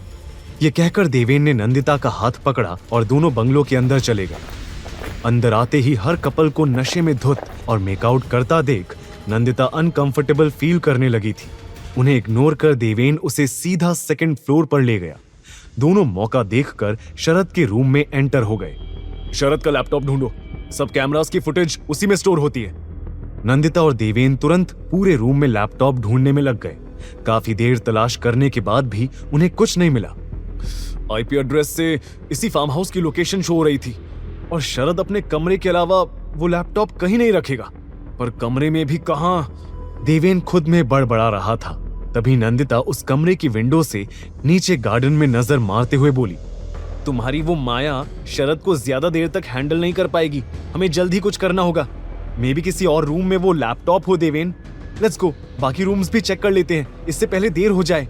जाने से पहले देवेन ने एक आखिरी बार पूरे कमरे में नजर घुमाई और तभी उसकी नजर बुक शेल्फ पर जाकर रुक गई। ये बुक शेल्फ यहाँ? शरद शाह की प्राइवेट पार्टीज में किताबों का क्या काम? जरा देखूं तो शरद जी क्या पढ़ाई कर रहे हैं। ये कहते हुए वो तुरंत बुक शेल्फ में लगी हर एक बुक को चेक करने लगा। अचानक से उसके हाथ में भारी सी बुक लगी। देवेन ने उसे चेक किया पर वो बुक असल में लैपटॉप ही था। नंदिता भी ये देख सरप्राइज्ड हो गई थी। कोई सोच भी सकता है कि बुक जैसा कवर लैपटॉप पर लगाकर उसे यूं बुक्स के बीच छुपाया जा सकता है। कम ऑन देवेन, अब इस पर हैकिंग का जादू करो और वो सब वीडियोस डिलीट। इससे पहले कि नंदिता अपनी बात पूरी कर पाती, फार्म हाउस में पुलिस के सायरन की आवाज गूंजने लगी। पुलिस? देवेन और नंदिता दोनों शॉक्ड हो गए। क्या देवेन अपने प्लान में फेल हो जाएगा? क्या हर बार देर से आने वाली पुलिस ने आज टाइम से पहले आकर देवेन को जीती बाजी में हरा दिया था? पुलिस! देवेन, पुलिस यहाँ! हम यहाँ से जल्दी चलना होगा। अगर हम अरेस्ट हो गए तो मैं डैड को क्या कहूंगी? और अगर ये बात न्यूज में आ गई तो? पुलिस सायरन की आवाज सुनकर नंदिता के हाथ पैर फूलने लगे थे। नंदिता, पैनिक करने से कुछ नहीं होगा। मैं हूं ना, ऐसा कुछ नहीं होगा। कम ऑन, मेरे साथ चलो। माया ने बताया था यहाँ फार्म हाउस के पीछे से निकलने का एक रास्ता है। देवेन के कहते ही नंदिता ने लैपटॉप की तरफ इशारा किया। और वीडियोस का क्या करेंगे देवेन? लैपटॉप साथ ले चलते हैं। कम ऑन, अभी बात करने का टाइम नहीं है।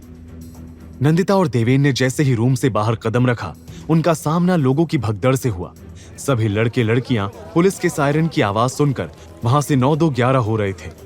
देवेन ने सभी को दूसरी डायरेक्शन में भागते हुए देखा तो बोला, देखो नंदिता, ये सब फार्म हाउस की बैक साइड से भागने के लिए जा रहे हैं। Let's go. नंदिता ने हाँ में गर्दन हिलाई और वो दोनों भी बाकी सबके साथ फार्म हाउस के बैक साइड पर पहुंच गए। वहां से बाहर आते ही नंदिता ने टोनी को सरप्राइज्ड एक्सप्रेशन के साथ देखा, पर तभी देवेन ने कहा, टोनी, तू नंदिता को अपने साथ वापस ले जा, इसे हॉस्टल तक छोड़ कर आना। और नंदिता, तुम प्रिया को कॉल करके बाहर बुला लेना, वो तुम्हारी अंदर जाने में मदद कर देगी। नंदिता तुरंत बोली, एक मिनट, ये सब क्या हो रहा है? देवेन, तुम कहां जा रहे हो? अंदर पुलिस है, जेल जाने का शौक है क्या? तुम भी हमारे साथ वापस चलो। देवेन और टोनी की नजर मिली। ये देख नंदिता ने शक भरी निगाहों के साथ फिर कहा, तुम दोनों मुझसे कुछ छुपा रहे हो ना? देवेन, तुमसे क्या ही पूछूं? पीनट, तुम बताओ, सच कहना। टोनी ने नजर चुराते हुए बताया, कोई पुलिस नहीं आई है नैंडी, ये पुलिस का सायरन मैंने बजाया था देवेन के कहने पर। व्हाट? नंदिता चिल्लाई और तुरंत देवेन को फेस किया। देवेन, तो वो सायरन, पुलिस, वो सब झूठ था? पर क्यों? और मुझे क्यों नहीं बताया? और ये सब करने की क्या जरूरत थी? सब कुछ आराम से हैंडल हो रहा था। तुम्हें बेवजह प्रॉब्लम्स क्रिएट करने में मजा आता है क्या? अब बोलो, चुप क्यों? क्यों किया ये सब? क्योंकि अब हीरोगिरी दिखाने का वक्त है और सबके सामने हीरोगिरी दिखाना देवेन का स्टाइल नहीं है, तो बस उसी के लिए भीड़ कम करा था। कहकर देवेन ने लैपटॉप नंदिता के हाथ में दिया और वापस फार्म हाउस लौट गया। बार काउंटर के पास माया को खड़ा देख देवेन तुरंत उसके पास पहुंचा और एक ही शब्द बोला, शरद। माया ने बार काउंटर के पीछे नशे में धुत शरद की तरफ इशारा करके कहा, ये रहा तुम्हारा शिकार, और मेरी पेमेंट का क्या? फायदा दोनों का होना चाहिए, राइट? देवेन ने अपने मोबाइल से उसके बैंक में एक अमाउंट ट्रांसफर किया तो माया मुस्कुराते हुए वहां से चली गई। उसके जाते ही पीछे से शरद बड़बड़ाते हुए जमीन से उठने लगा। अबे म्यूजिक क्यों बंद कर दिया? शरद शाह की पार्टी में खामोशी नहीं होती। और मेरा ग्लास खाली क्यों है? और ये सब कहाँ गए? शरद की नजर सामने खड़े मास्क पहने लड़के पर गई और वो ऑर्डर देते हुए बोला, ओए हीरो, चल ग्लास भर और म्यूजिक चला। मुंह क्या देख रहा है? जानता है मैं कौन हूं? मैं तो जानता हूं, पर थोड़ी देर में तू भूलने वाला है। देवेन ने सिगरेट मुंह में रखते हुए जवाब दिया।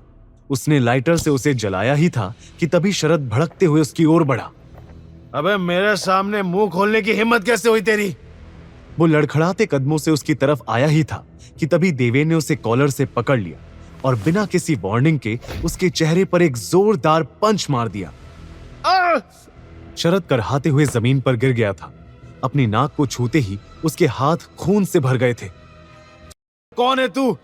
तुझे जिंदा नहीं। शरद के जमीन से उठने से पहले ही देवेन उसके सामने झुककर बोला, क्या मतलब? और तुझे? उसकी बात पूरी होने से पहले ही देवेन में हाथ में ली जलती हुई सिगरेट से शरद के बाजू को जलाना शुरू कर दिया था। रीना के बाजू पर उन नीडल मार्क्स को याद करते हुए वो शरद की बाजू के हर एक हिस्से पर जलती हुई सिगरेट को दबा रहा था। छोड़ मुझे! कोई है? छोड़ मुझे! शरद की चीखें उस फार्म हाउस में गूंज रही थी। बहुत गंद भरा हुआ है ना तेरे भेजे में, आज सब साफ कर दूंगा। छोड़ मुझे! तू है कौन? अरे कोई है? छोड़ मुझे! छोड़! शरद चिल्लाता रहा पर देवेन ने उसके चेहरे को पूल में डुबा दिया। कुछ सेकंड्स तक उसने उसे बाहर नहीं आने दिया। शरद सांस की कमी से छटपटाने लगा था। तभी देवेन ने उसके चेहरे को पूल से बाहर निकाला। जिंदगी की भीख मांग शरद शाह। मैंने कुछ नहीं किया। मैंने इतना सुनते ही देवेन ने एक बार फिर शरद का चेहरा वापस पूल में डुबा दिया। देवेन ने जैसे ही उसके चेहरे को बाहर निकाला, शरद गहरी गहरी सांसें भरने लगा। तभी देवेन ने उसके मुंह को जकड़कर पूछा, लड़कियों की जिंदगी के साथ खेलने का शौक है ना तेरा? अब बता, कैसा लग रहा है जब तेरी जिंदगी के साथ खेला जा रहा है? शरद के कुछ कहने से पहले ही देवेन ने एक बार फिर उसका सर स्विमिंग पूल में डुबा दिया। कुछ सेकंड के बाद उसने जैसे ही शरद का सर बाहर निकाला, उसने गिड़गिड़ाना शुरू कर दिया। माफ कर दे, माफ कर दे, छोड़ दे मुझे, प्लीज प्लीज छोड़ दे, मैं हाथ जोड़ता हूं, प्लीज। हर लड़की तेरे सामने ऐसे ही गिड़गिड़ाती है ना, पर तुझे उन पर कभी रहम नहीं आया। तूने हमेशा उनकी बेबसी का फायदा उठाया। तो अब बता, मैं क्या करूं तेरे साथ? चाहूं तो यहीं तेरी जान ले सकता हूं। नहीं नहीं, छोड़ दे भाई, छोड़ दे, और नहीं, प्लीज छोड़ दे, माफ कर दे मुझे। शरद रोते हुए बोला, पर देवेन का गुस्सा अभी भी शांत नहीं हुआ था। और तभी शरद का नंदिता के करीब आने वाला पल उसकी आंखों के सामने आ गया। उसने इस बार शरद का पूरा सर पूल में डुबा दिया था। शरद सांस लेने की कोशिश में अंदर छटपटा रहा था कि तभी पीछे से कोई चिल्लाया, जस्ट स्टॉप इट, छोड़ो उसे, मर जाएगा वो। वहां नंदिता को देख देवेन ने नफरत भरी आवाज में जवाब दिया, ऐसे लोग मरना ही डिजर्व करते हैं। लेकिन नंदिता की वजह से देवेन ने उसे जाने दिया। शरद छटपटा रहा था, उसके लिए सांस लेना मुश्किल हो रहा था। तभी देवेन ने उसके मुंह को कसकर पकड़ा और धमकी भरी आवाज में बोला, आज के बाद किसी लड़की की तरफ आंख उठाते हुए भी तुझे देख लिया तो इससे भी बुरा हाल करूंगा, समझा? शरद ने डर से हां में सर हिला दिया और कुछ ही सेकंड बाद वहीं बेहोश होकर गिर गया। देवेन ने उसे घूर कर देखा और फिर टोनी और नंदिता के पास आकर बोला, अब जाकर हुआ मिशन कंप्लीट। अगली सुबह कॉलेज में, देवेन ब्रो, तूने सुना? शरद हॉस्पिटल में एडमिट है। टोनी अभी अभी कॉलेज आए देवेन को पिछली रात हुए कांड के बाद की अपडेट दे रहा था, पर देवेन पर उसका कोई असर नहीं दिख रहा था। तभी टोनी उसके कदमों की स्पीड को मैच करते हुए जल्दी जल्दी आगे बढ़ा और बोला, सुना तो ये भी है कि उसे कुछ टाइम तक आईसीयू में रखा जाएगा। कोई दिखा नहीं रहा, पर कॉलेज के बहुत सारे स्टूडेंट्स ये खबर सुनकर खुश हैं। अरे हाँ देवेन, तुमने कल रात उस लैपटॉप से सब वीडियोस डिलीट कर दिए थे ना? देवेन ने इधर उधर नजर घुमाते हुए जवाब दिया। हाँ, वीडियोस तो डिलीट हो गए, पर उस लैपटॉप में कुछ फाइल्स हैं जो पासवर्ड प्रोटेक्टेड हैं। उन्हें खोलना बाकी है। मे बी वहां ऐसी कुछ और वीडियोस हों, उन्हें डिलीट करना भी जरूरी है। फिर अचानक उसने फ्रस्ट्रेट होकर पूछा, ये नंदिता कहाँ है टोनी? वो कॉलेज आई है ना? अरे वो लेक्चर शुरू होने से पहले नैंडी हैरी को पढ़ाई में हेल्प कर रही है। दोनों एक खाली क्लास में बैठे हैं। जल्दी जा, कहीं कुछ गड़बड़ ना हो जाए। मैं क्यों जाऊं जल्दी?